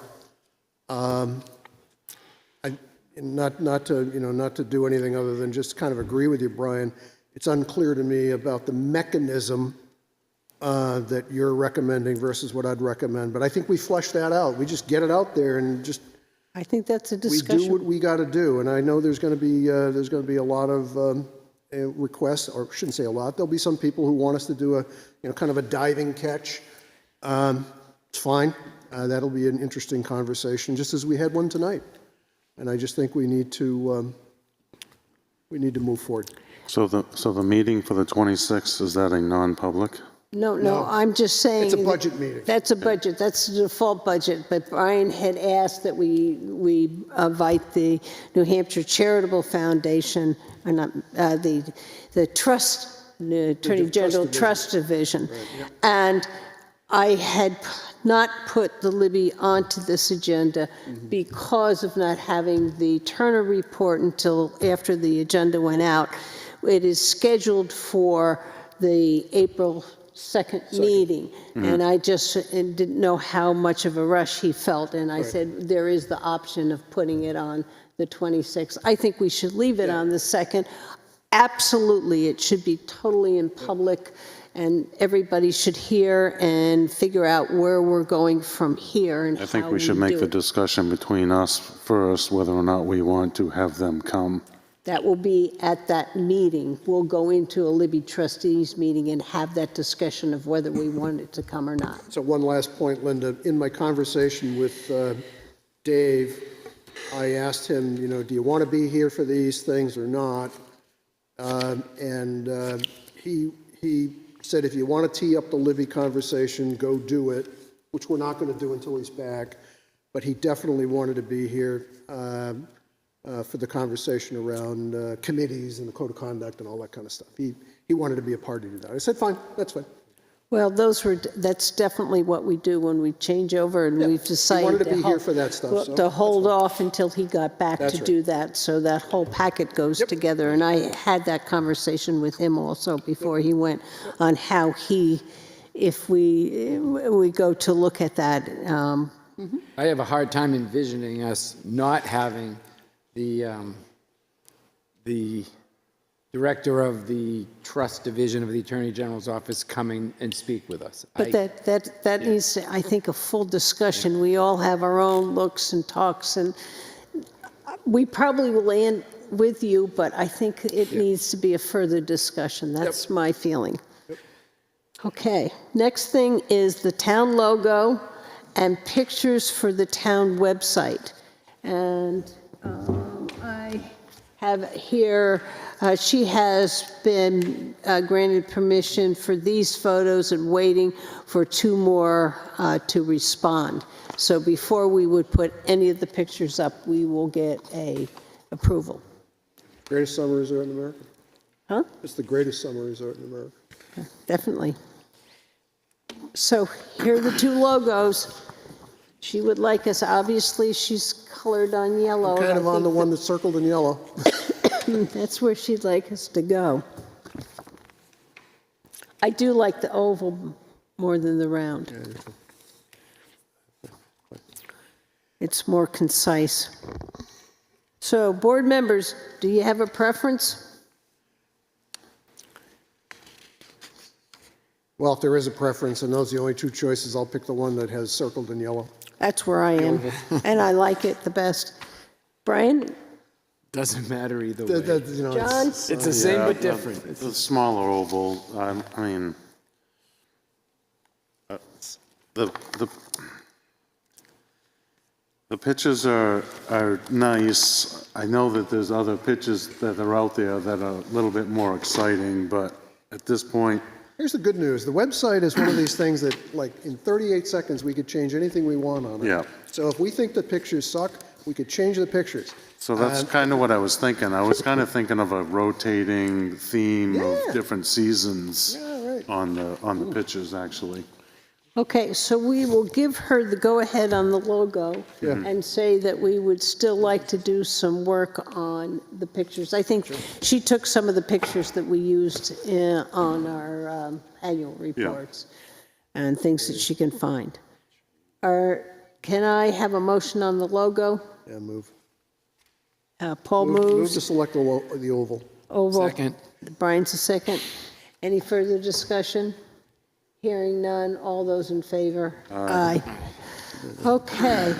Next item is other business, and I have given to the board between the non-public session and this session two documents. The first one is a possible letter that we can write on House Bill 456, and that bill will not allow for lobbying. And I think, Brian, you have some more specifics. You wanted to give that at this point? Yeah, so what it is it makes it so that any group that is trying to support an endeavor, it could be the teachers union, it could be the pipe fitters, it can be the New Hampshire Municipal Association, it can be anybody that New Hampshire uses- Lakes. Yeah, New Hampshire Lakes.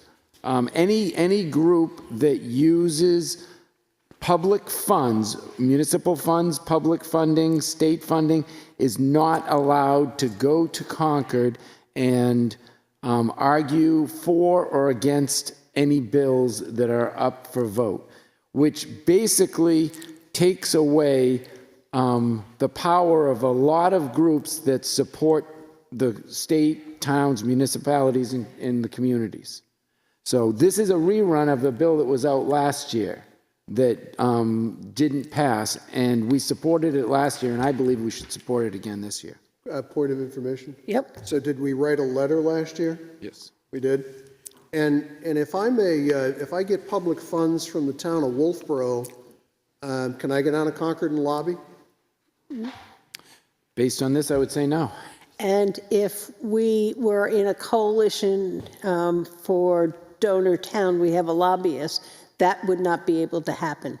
Correct. That's what you're taking out. You're taking out the lobbyists, any that are paid for. I mean, I'll say the Children's Center, it gets state funding. They couldn't go down and advocate for childcare. What about the broadband committee that we have in? We didn't get no state funding for that. But no, the Carroll County broadband. That doesn't even exist. So So what about like Eastern Lakes Coalition? So somebody from the town couldn't go and say that they want funding for the Eastern Lakes Coalition to build the Harem and Hale housing? That's right. Yep.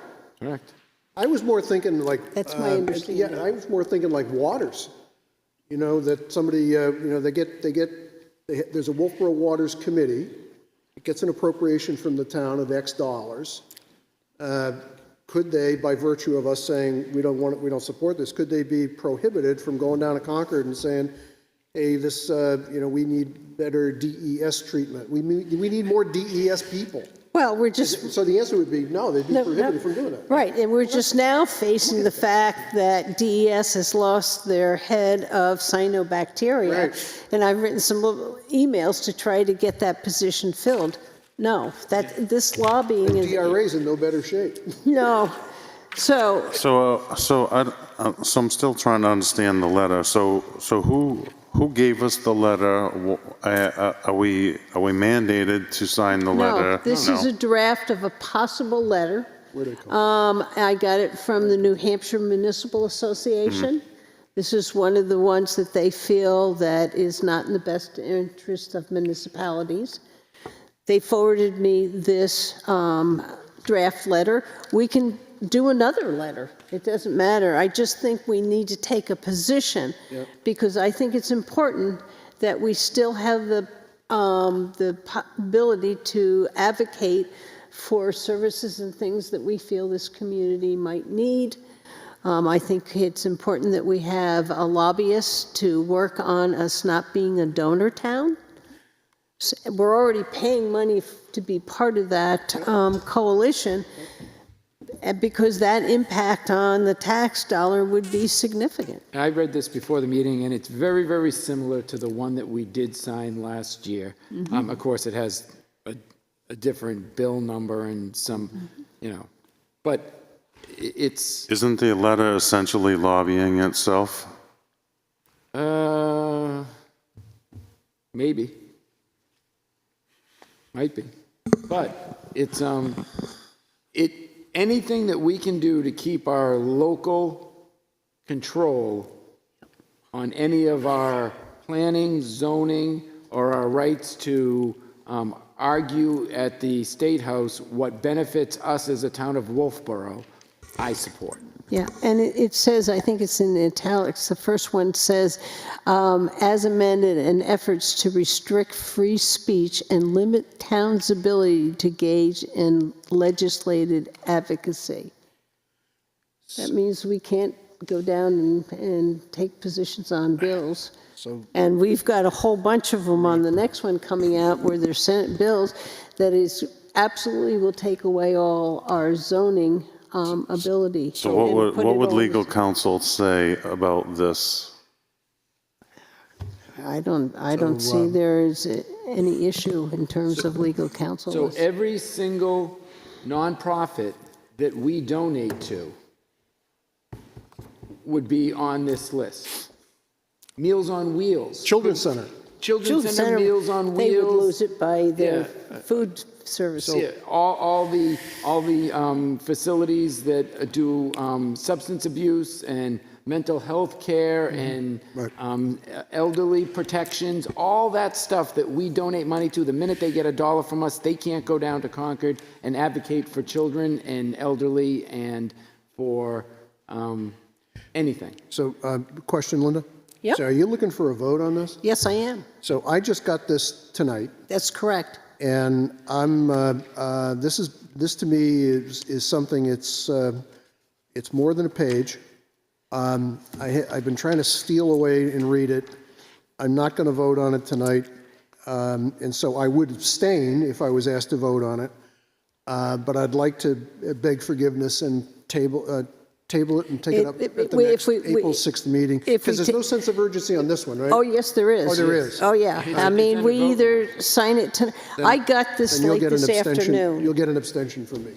Okay, I got it late this afternoon. I put it on the table. Yep. We had a non-public meeting. There was supposed to be a half hour between that. I left it here for people to have the time to read. We didn't quite get the non-public meeting off on time and discuss all, and we did do some discussion before we went into non-public on this. Let the record show that I showed up late for the non-public meeting.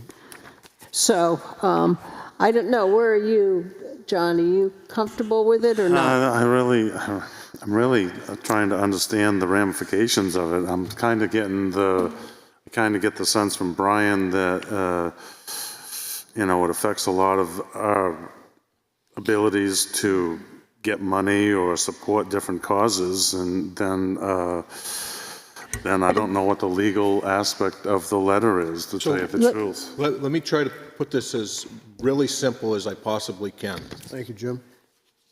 If this goes into effect, this document that you received from the New Hampshire Municipal Association outlining some of these zoning changes, you will no longer get. Nope. They go away. So New Hampshire Municipal Association will no longer be sitting there at the State House Right. providing this information back to the municipalities. That goes away. So a silly old question, if I could, would be, if it's that important, why am I getting this thing at 5:30 at night? I'm sorry, kinda that's like one. you gotta. Okay, what I'll say is that I was called, I didn't realize that it had to be done that quickly. Can we bring it up on Wednesday night? No, it's done. We either do it because they're going to vote tomorrow. So on if you're this one and the other ones, and this, and We were only made aware of this on the 17th, which was Monday. yeah, but I didn't get this one until late so who this gave it to you? afternoon.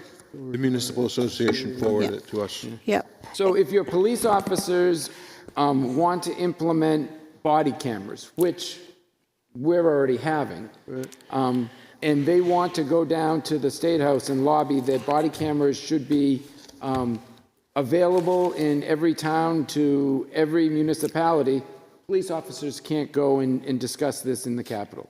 If firefighters want to have something that protects them if they're injured in fires like all the 9/11 firefighters that ended up with cancer and stuff, they wouldn't be able to go and argue that for legislation. If there's money that's getting taken away from a group like fire, police, or teachers or somebody else because the legislature decides they want to cut funding for safety apparatus for firefighters. Firefighters can't go and argue and say, no, we need our safety apparatus. Well, let me bring it back here. If we put a law through similar to this, we wouldn't take any public input because they would be talking to us about our decisions. It's really stopping any kind of advocacy or for them to come and say, oh, I want you to vote a certain way. So let me try to read something here. Maybe this is the wrong bill. I don't think it is. It says that state employee appearances before the legislature. I'm not a state employee. Is there anybody what state employee, is there any state employee who sponsored this to us? This came from the Municipal Association. Are they state employees? No. So they are exempt from this. State employees appearing in their official capacity before any legislative meeting or hearing for the purpose of, they struck the words promoting directly or providing information on any legislation pending or proposed before the general court shall wear their employee identification badges. I'm not reading anything in this, unless of course I'm reading the wrong legislation, that this limits free speech. Maybe I misunderstood it. I think you A state agency misunderstand. shall only provide information to the committee at the committee's request and shall not take a position in support or in opposition to the matter before the committee. But it defines who gets to do that, and it's state employees. So that would be your appointed commissioners? So the commissioner of the Department of Safety would be able to sit there and testify as a state employee. However, if there was an advocacy group that was supporting that commissioner's statement, they would not be able to speak on behalf of the greater good of the bodies. Did we get any advice from our elected officials? Like John or Katie or Mark McConkey or any of those people that said, this is a good idea? Nope. We didn't get anything that said this No was clue. a good idea, you know. And the bill is sponsored by people I've never met. Then again, I haven't met a whole bunch, but it's sponsored by only like 4 or 5 people. And it's in the Legislative Administration Committee right now. So is it going to the floor for a vote, or is it coming out of committee? And the analysis is, as you're doing that, Linda, the bill requires that state agency personnel and state employees, I'm not one of them, I don't want to be either, shall only provide information to the committee at the committee's request and shall not take a position in support of or opposition to a matter before the committee. So it strikes me that this bill is saying if we are paying you as a state employee, the office of whatever in government down in Concord, you can't come to a committee and lobby against what we're thinking about doing. That's how I read this, unless I'm missing something. My understanding is, and I read 2 on it, it said it would result in less local input in the legislative process by eliminating organizations that track and speak on legislation on behalf of municipalities, Right. which is the coalition that we're part of, reducing physical efficiencies. Without these organizations and the municipal perspective and expertise at the legislature would diminish or become non-existent. Instead, BH 456 would require local officials to divert their focus from their duties in their locality and force them to spend time in Concord dealing with legislation without organizational support that includes information on possible repercussions of legislation on localities across the state. And that's what we would lose with the New Hampshire Municipal Association. And then we'll look at I'll read out some of the zoning. And so it is, it's affecting the ability to advocate for advocacy. It says as the only organization that provides us with legislative advocacy services, the New Hampshire Municipal Association is a volunteer, member-driven organization that relies on local funds. These funds are appropriated through the legal, transparent local budget process led by elected officials who sit on many of the boards and committees across New Hampshire. Taxpayers know where their money is going, and they are free to advocate against our membership if they would like. These groups deliver valuable services outside their legislative advocacy. They provide training, educational opportunities, and often with state partners to ensure their members understand the laws and best practices. So, And what and I'm reading this, and I might be wrong, but I'm reading a bill, 456. The LSR was put out in August, so it's been in the system. And what I'm reading is an act relative to the testimony of agency employees in general court hearings. Sponsors. The bill requires that state agency personnel and state employees shall only provide information to the committee at the committee's request and shall not take a position in support or opposition to a matter before the committee. It goes on to write, and I'll try to be brief here. It says, standing committees of the general court agency testimony amended, whatever, as follows. Each permanent standing committee of the House and Senate is authorized to invite public officials, employees, and private individuals, there's where we might be getting it, Linda, to appear before it for the purpose of submitting information to it. Each such committee shall be authorized to maintain continuous review of the work by the state agencies concerned within its subject area, and for the purpose to request reports from time to time from such committees. A state agency, and this is in bold, a state agency shall only provide information to the committee at the committee's request and shall not take a position in support of or in opposition to a matter before the committee. Respectfully, I'm not reading in this that this bill is eliminating free speech.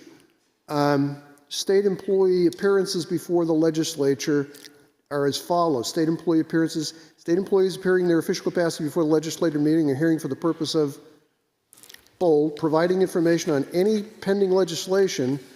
They have to wear their employee badge. In this section, so is this as amended? Yeah. It is, because when he reads the bold, it says matter added to current law appears in bold italics. Yeah. And this, so it's continued. It's in executive session. 319. It was in executive session today. It was introduced on 312, so it was rooting around there for a bit. And it was introduced by Kelly Potenza, Keith Ammon, Kristen Noble, Lisa Mazur, and Peter Schmidt. Those are the sponsors of the bill. Well, it seems like we don't have a quorum to put this through. You are comfortable, John's not comfortable, so. Well, I'm not comfortable, but it doesn't seem like it's something that it doesn't seem like I would want to support it. Okay, so that's. Is there any chance that we could get, maybe I'm not reading the whole bill. I have no idea. Yeah, is there any chance we can get the specific language that says, those of us out here you can't lobby for stuff we want? When somebody says it limits you, then I get kind of concerned. Yeah. Okay. So for me, anytime that someone is trying to quiet any state agency who may be lobbying for or against a bill that could affect us, I think that is making it so that voices aren't heard. Okay. Now there's something to ponder. Brian is saying if the New Hampshire Municipal Association is lobbying on behalf of us, Yep, they can't be heard that's my understanding. Yep. That's exactly unless it. they're asked. Well, they're not going to ask them to come Oh, I and give don't a know. negative figure. So is the New Hampshire Municipal Association asking us to write these letters? Is this coming from NHMA? Yes, Yes. yes, it is exactly where it's coming from, and it came late this afternoon. And who educated us on our default budget? I don't know. And who educates us on right to know? And who helps educate us on? I don't know. Who's that? New Hampshire Municipal Association. okay. All right. They come to us on a regular basis and educate us and support us as a governing body. Yeah, they're the one who puts out the handbook. Yeah, and I think of New Hampshire lakes. Yeah. Very important to have down there and to be able to do advocacy for the lakes. But what's in this text, and this is the only thing I have a problem with, what's in this text and what's in this bill, they don't line up. This sounds to me, and I'm not being disrespectful, it sounds to me like political speak. That sounds to me like legislation. I do agree with you. What you're reading here about police officers, firefighters, it's a description of what it says this bold italics is. So it's. Well, there's state police officers, there's state fire and fire marshals, there's DOT, which is State Public Works, so that's where it's all covered. So if DOT wants to advocate for stormwater management in Wolfeboro, and we're having them build roads for us, they can't. Now, Jim, would you do me a favor, please? Would you, because you waved this. DES. You waved this one at us here a second ago and said, if this goes, then what Because happens here? this is what they just sent us. Yeah. And let me go down through some of this.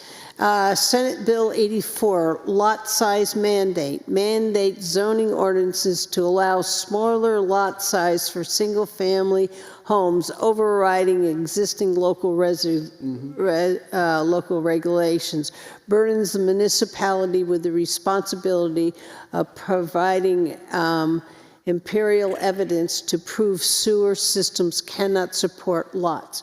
So they're going to take out all our lot side regulations, and we will have to follow the state lot mandate. Eliminate building permits moratorium. All right, there's that one. I mean, it's pretty egregious. Yes, but we wouldn't even know about this without the New Hampshire Municipal Association. Unless you're following all 250 Yeah. bills. Oh, I mean, I have trouble following but so that then brings up the question, and I know we shouldn't go here, but let's do it anyway. So that then brings up the question of, didn't we elect some people to represent us and come to us and say this is, no, like John McDonald? And, well, I'm going to follow on that. Katie and all them people? Yeah, I today, myself, took all these bills and wrote to John McDonald, told him to send them to Katie and Mark McConnell, that these bills take away local control of the town's zoning authority and place financial burdens on local taxpayers. That's what? But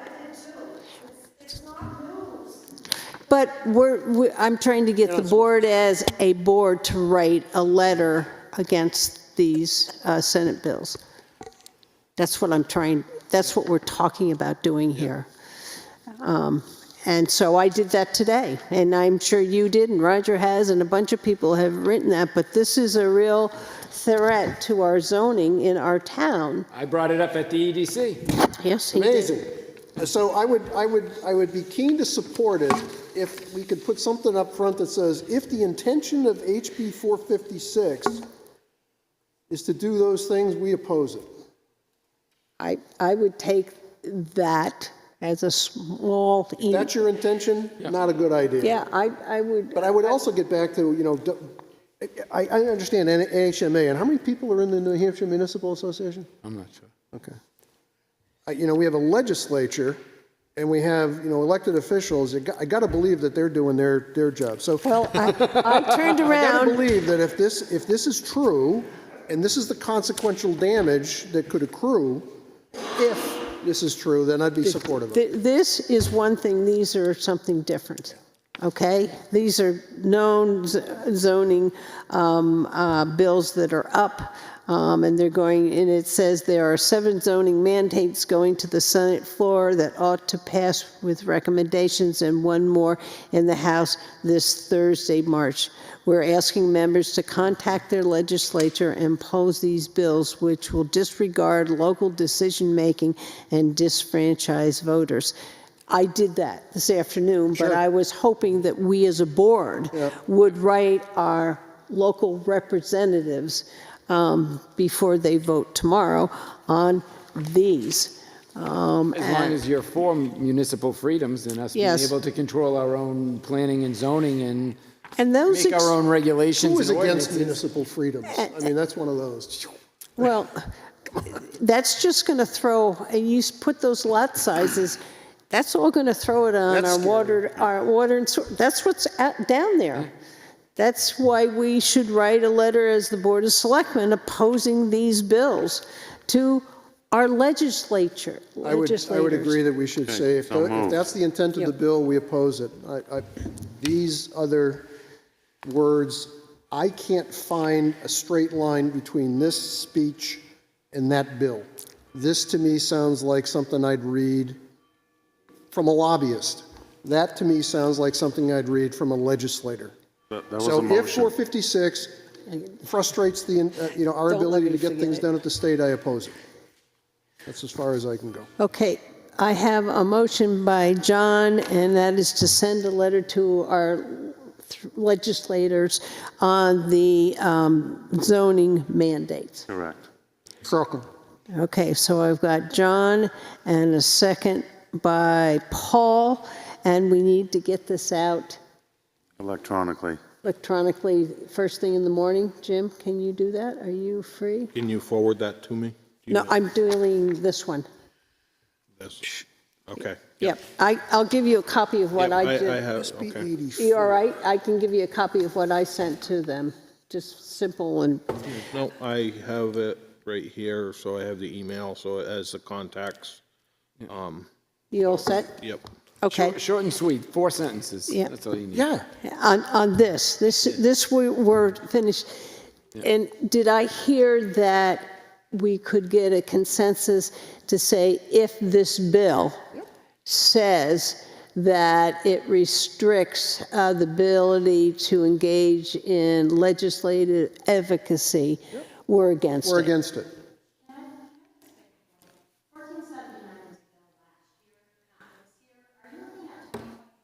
No, we're looking at 1456. 456. Yeah. No, Right. it's This one is 1456. HB 456. Yeah, 456. sorry if I wasn't, yes. I'm The other sorry. bills that are being referenced by the chair are Senate bills. Yeah. Yeah. Senate Bill 84, they're Senate Bill SBs. 163, Senate Bill 174, Senate Bill 284, Right. Senate Bill 170, Senate Bill 281.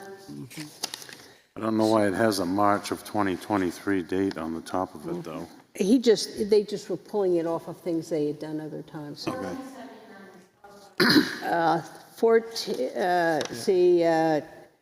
And then 283, and then House Bill 631. If you want, you can have my copy here if you want to look at them. Okay? Just so that people understand, why we would be against prospectively Senate Bill 84. It goes on to say, it's the first one. Yep, no. Lot size mandate. Goes on to say that no ordinance shall require lot sizes greater than 66,000 square feet for single-family residents in determining a majority of land zoned for residential uses. The municipality shall include all areas zoned for residential. That is a let's get density. That's a density bill. Absolutely. Let's just pack them in. Yep. And I'm shocked that these LSRs, legislative service requests, these have been out here for a while. They didn't just pop up a day before yesterday. I'm shocked that we're and it's not to you, Linda. God bless you for finding it, but. Well, it came Last to minute us from stuff, the, man, I that's mean, really the kind of planning board bogus. and I think the zoning board have been paying attention to this. This came to us on the 17th. Yeah. Brian sent it out, and I printed it today and said, oh my gosh. And I wrote my letter. Yeah. And figured we didn't have any, if I had had the time, we could have done it the next time, I would have done that. I got it. But this is, to me, we have to take a stand. Planning All board? right, so what do we need to do to Individual. move on here? Let's wrap, let's, Well, are you done, Paul? I'm done. Okay. All right.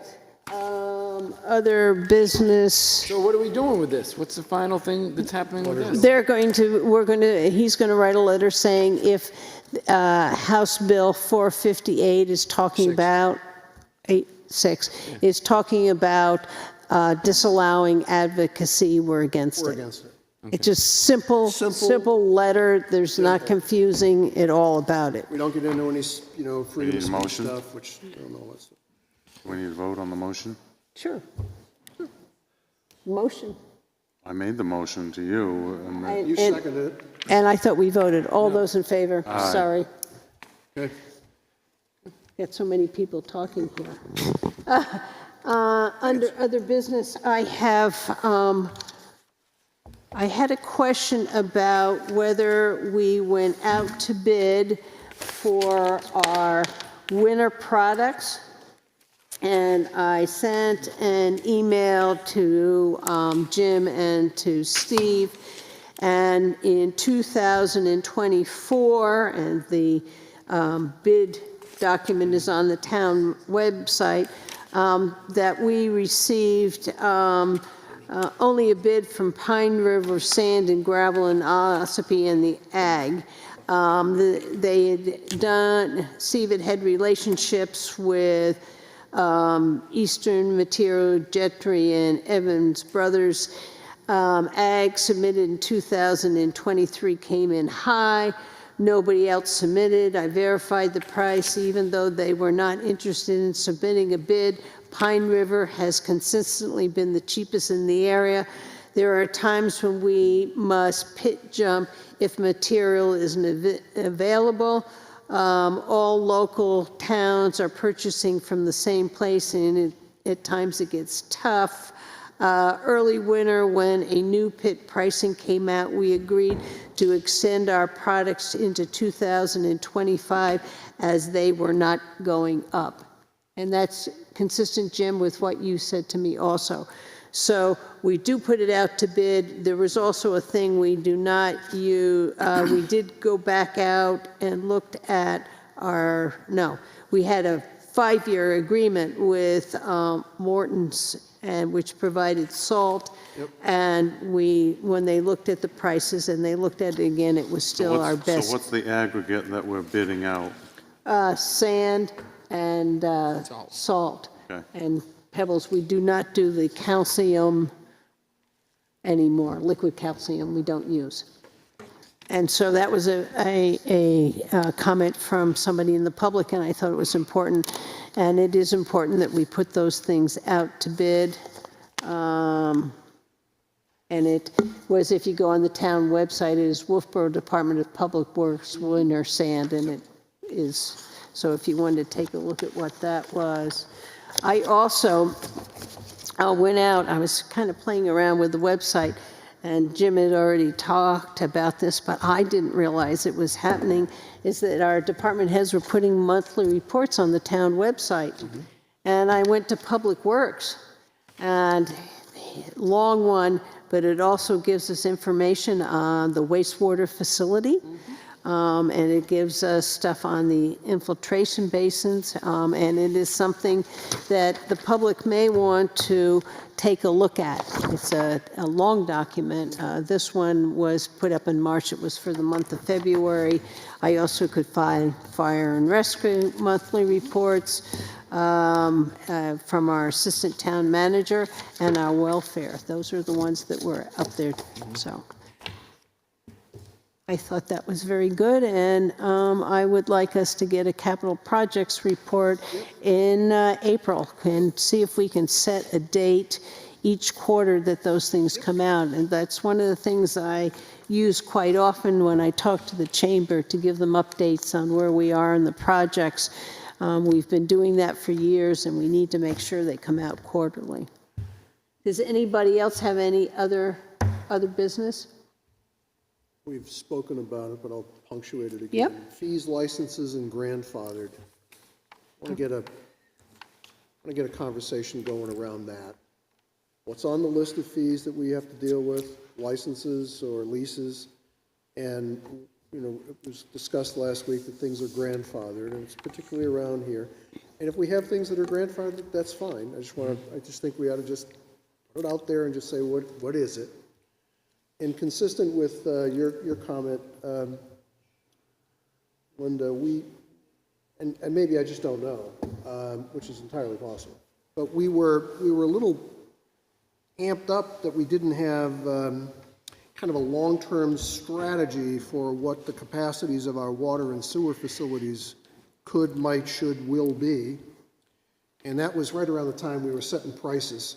The capacity, my understanding. And I just want to make sure we have a date certain as to when that's going to come out. I don't think we have a date certain. So that would be great to know, right? When are we going to get one? And maybe before we do that, so that we don't debate data, you know, oh, that's the wrong data, we didn't need that.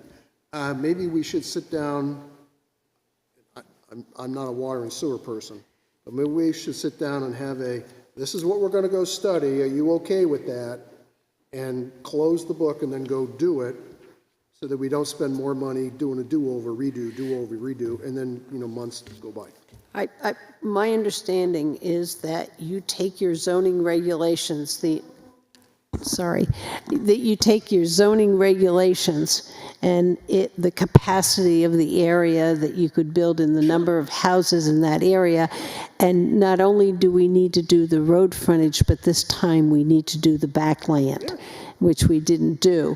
And my understanding in Wood and Curran are to do the wastewater. Yep.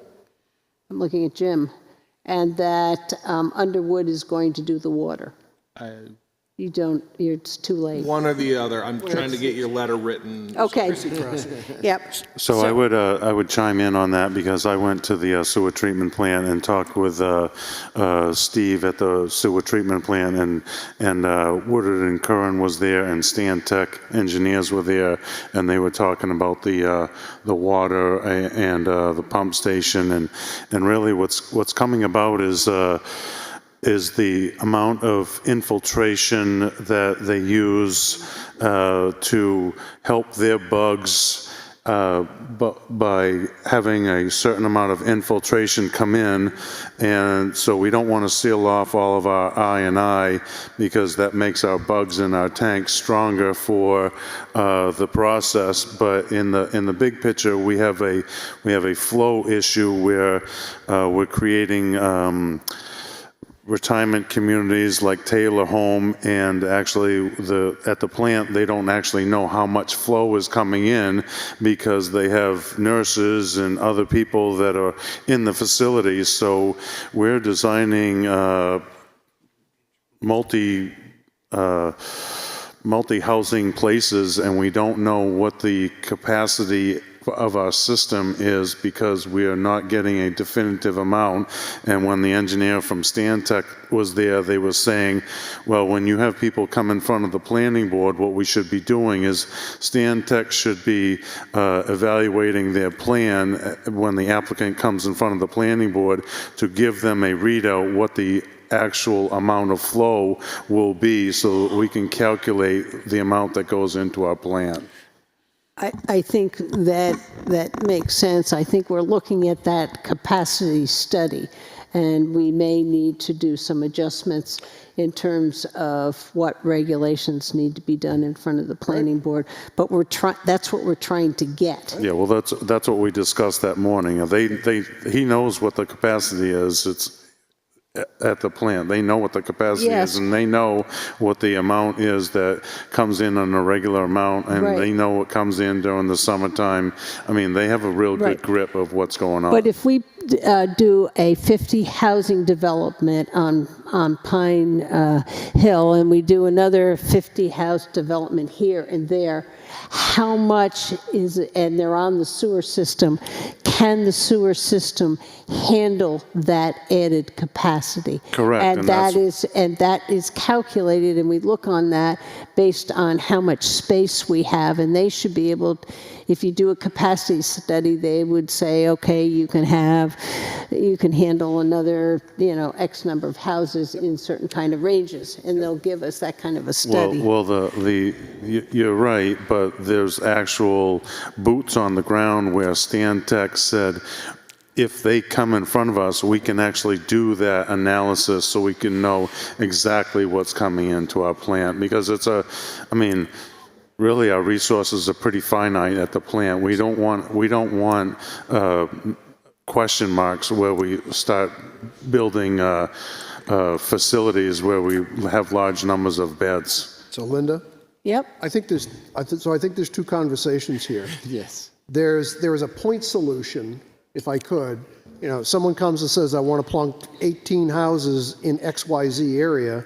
Somebody's got to figure out, can we provide water and sewer to those people, and what's the effect on the plant, what's the effect on leaks, all that. So that's point solution stuff.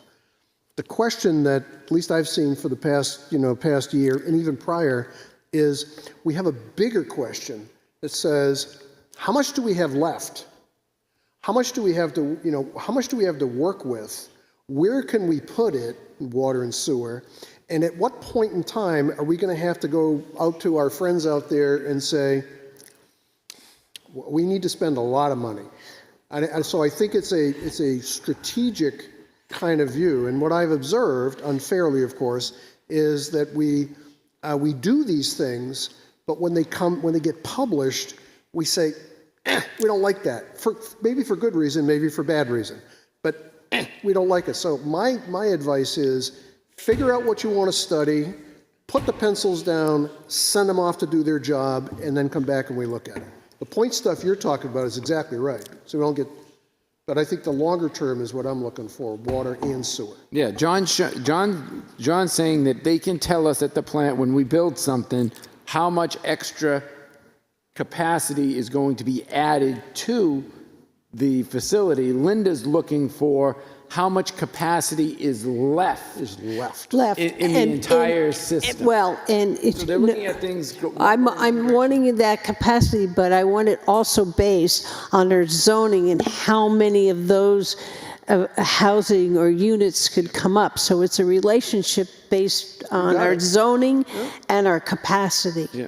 And because if we know, and so there's some kind of regulations, and so if we cannot have a 50 house subdivision on the sewer system, then the planning board can't do it because we don't have the capacity. So for an example, they have the Taylor home over there who has a 8-inch pipe that comes into the system, and they can't get an accurate read on the amount of flow that comes from the Taylor home because of the fact that there's so many other people that are working at the Taylor home.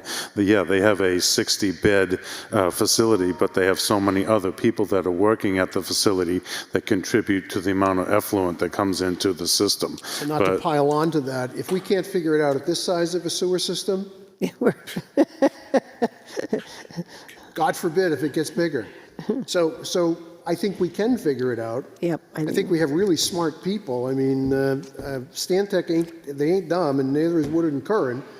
But I think we need to be comfortable with what they're looking at. That's all. And so I'd just like to put that as we've got to look at that. And I think John's talking about that you can't look at bed count because bed count doesn't give you a good number for not that. In a nursing It's complete operations. Yep.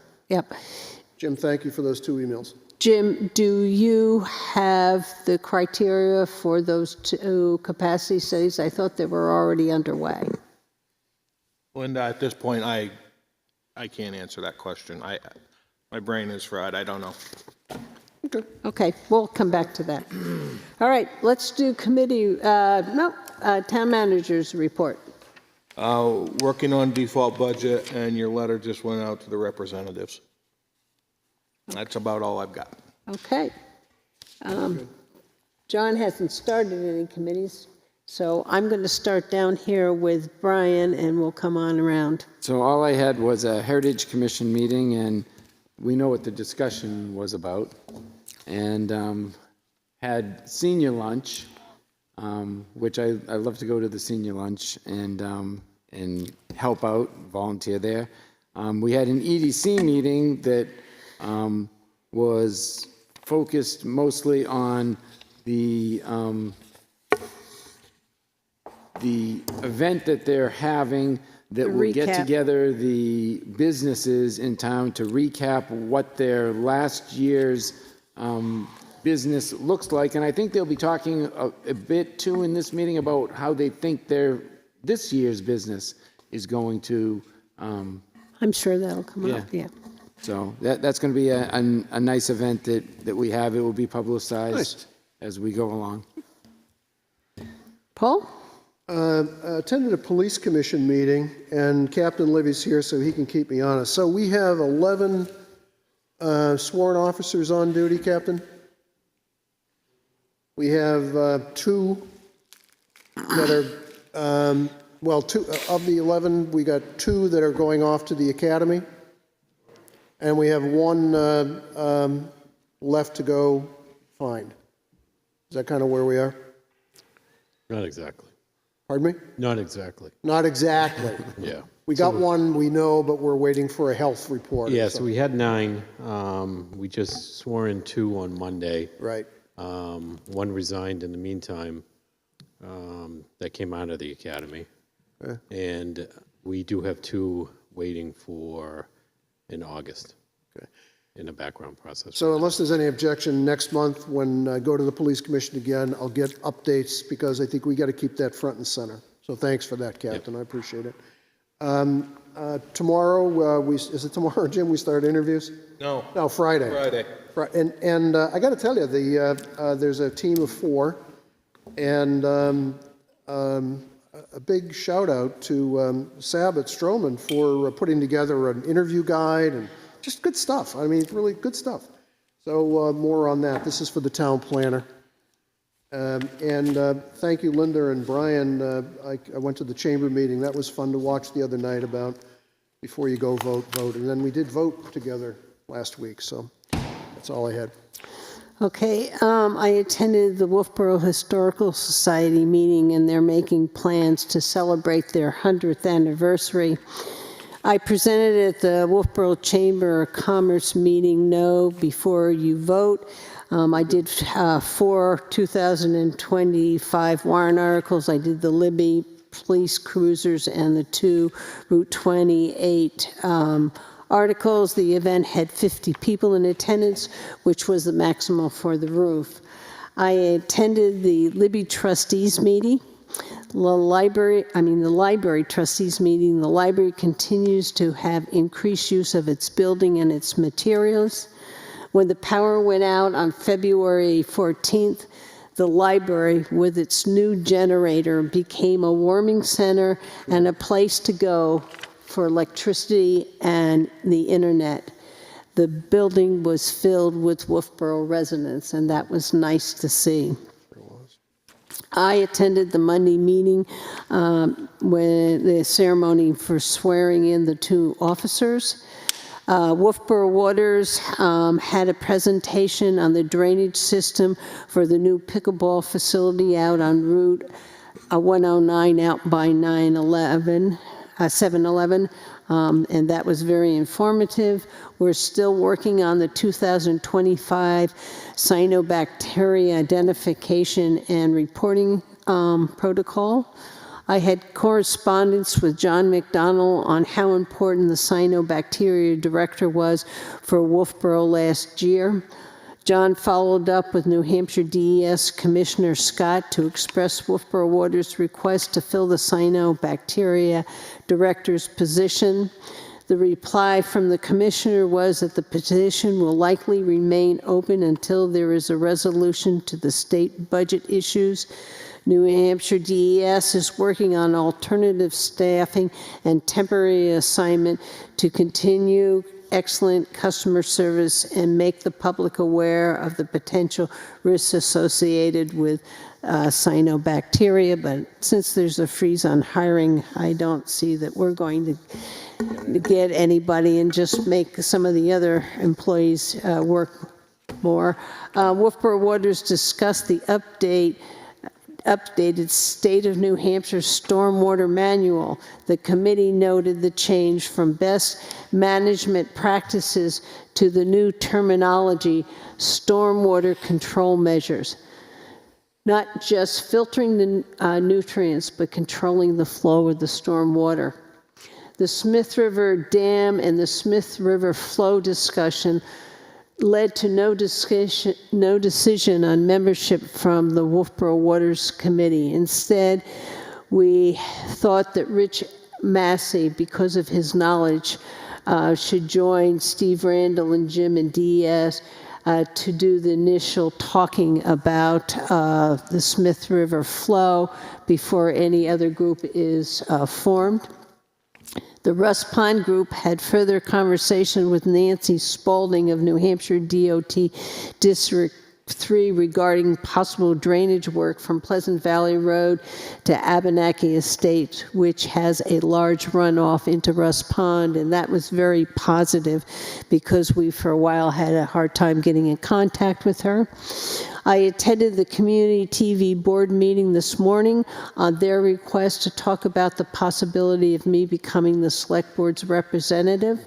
I presented them with the first cut to the community TV's 2024 budget per the default budget figures that they're going to have to address. I did talk to them that I would be looking for them to come up with a short and long-term plan on how they are going to move forward and financially make it a sound business. Jim and I attended a meeting requested by the Heritage Commission Libby Museum. They wanted to know if the select board would look at other proposals to addressing the building. The committee wanted some idea of what the select board was thinking. I said I had no way of knowing what the other board member's position was since I could not communicate with a quorum of the board members out of a non-public meeting. Thank you. I said I felt that the 2025 vote on the Libby Museum was clearly stated that the town voters were not willing to spend any funds on the Libby Museum and that the select board needed to find a way to no longer be the trustees of the Libby Trust or the town being responsible for the care of the Libby Museum. And that was just my one personal point of view on that. And I also attended the EDC meeting. Okay. Another low-energy week for you. Yes, I kind of had a hard time getting out of the house. Let me get it straight. So the state wants to encourage buildup of density housing around the lake, but they don't want to have someone to help try and control and maintain the cyanobacteria in the lake. No, they don't. Interesting. Yeah, the other thing, to go from best management practices where all these watershed management plans, and I think it's, kind of what Mr. Brown has faced, that we really need to be able to contain the storm water. And so that is going to be an interesting change. I think we see some of that when we look at the Route 28 projects. We see a bunch of retention basins. So I think that is in the works. Any comments from the press? Not on. She's not on? Not on. Public input. Okay.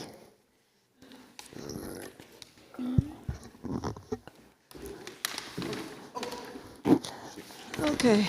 A couple of weeks ago, I thought I found a treasure trove of reference material that probably only I would get excited about. Suzanne Ryan, citizen. And so I thought, good, I'm going to go home and clean out my stuff. bags and bags of stuff I took to the dump, all kinds of reference materials and so forth. I specifically was looking for capital improvements documents, but I threw mine out. So I came back thinking I could find them where I saw them. And you might know them by now. They got thrown out. And we don't have another set.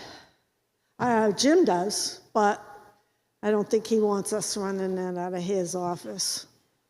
They're the binders, the capital improvement binders. And amongst that was other reference material. So the shelves are cleaned off except for a few legal books. And I was told that I could find it online. Well, online does not have the backup material for our budget books or our CIP material. The backup stuff is what is the meat of the material. So anyway, I said, well, what are you going to do about it? It's gone. But it brought me back to something we talked about some time back, which is the retention of municipal records.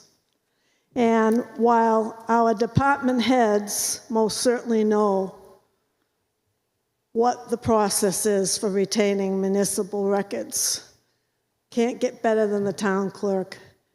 Brenda knows. The heads of the departments know, but our staff doesn't. So what I have here that I would like for the Board of Selectmen to have circulated is a list, and it's extensive, but it's interesting, of things that should be retained, things that have to be retained forever, things that are retained for 30 days, and it affects a lot. It was very interesting to me anyway. It affects a lot of, it's fire, police, it's everything. And I think it's a nice refresher for everybody to have, and I would hope that you would agree that it gets passed around.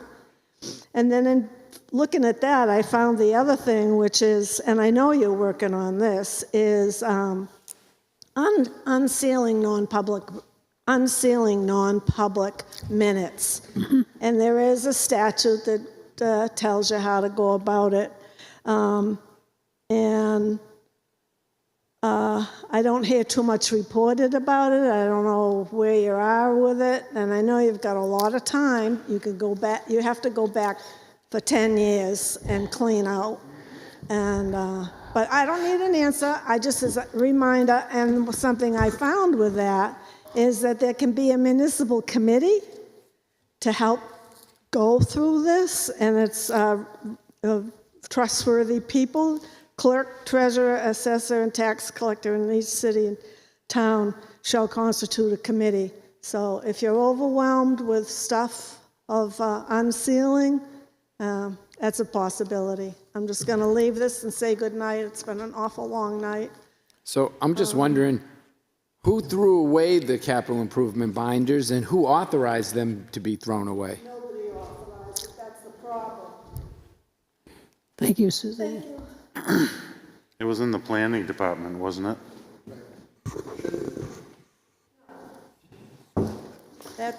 That's part of the problem. People taking on responsibility above what their responsibility is. So what department were you looking at them? I can't hear you. What? What department, where were you looking for them? Jim knows. He'll tell you. Any other public input?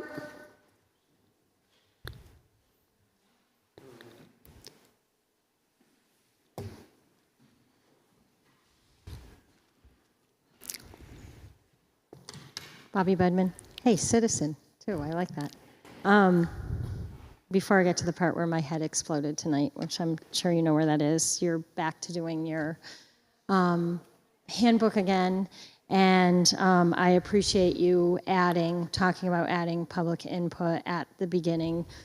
Just based on time alone, there are probably people who wanted to speak up who may not be able to drive at night and other restrictions that force them not to be here. So the only thing I would ask is that in your language, especially because only a few of us will stick it out and get up here and be the voice of many others who, as Derek stated, may contact us instead of the 3 minutes per person.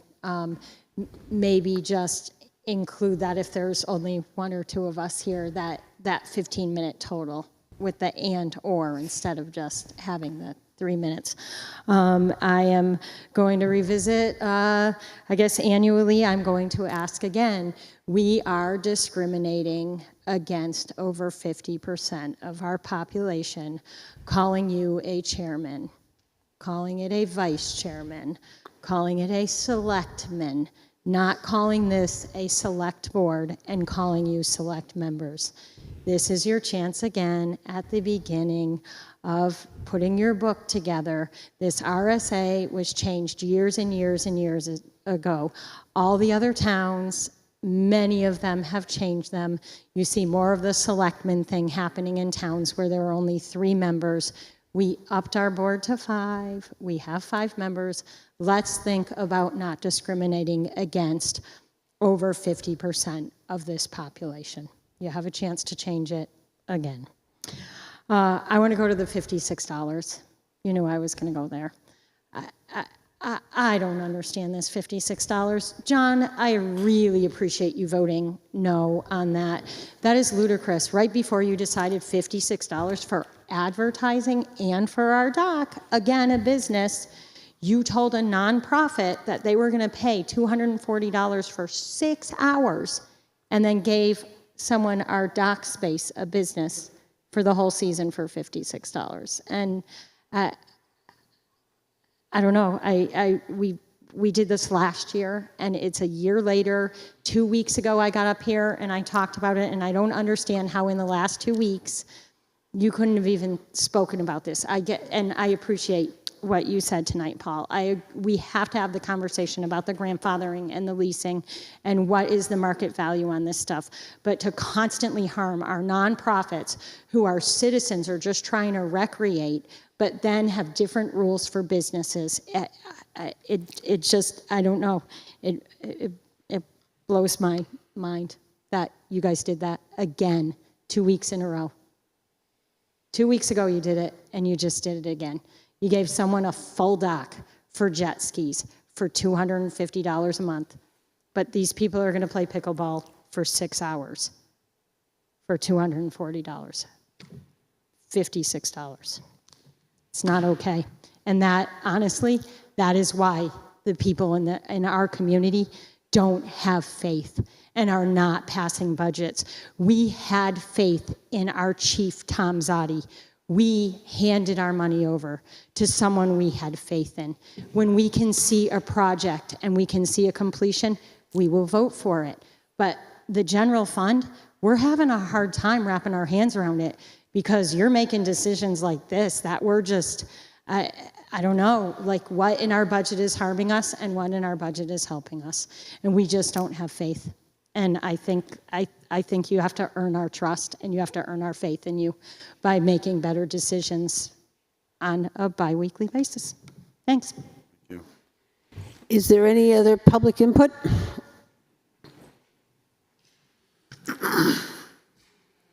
This will be quick. Derek Brown, Libby Street. I'm speaking on behalf of those that texted me this evening that are watching from home.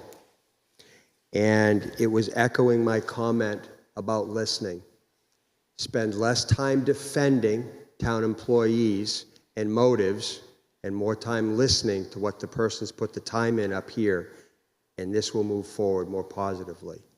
There's too much resistance and defensiveness on behalf of the current chair to listen to knowledgeable people. I'll speak now only for myself, and then I'm wrapping up. I sat and watched the dialogue happen here after I sat down. Gentleman new to the board, has a lot of drainage experience, while I heard you, Ms. Murray, defend how you know more about that process, that I'm sure he's your best expert on that board to help you be successful. Not resist and defend. Listen. That's all I have to say. Thank you. Is there anybody else in the audience who would like to give us any public input? Hearing none, can I have a motion to adjourn? Seconded. Okay. Paul, I have a motion by Paul, seconded by John. All those in favor? Aye.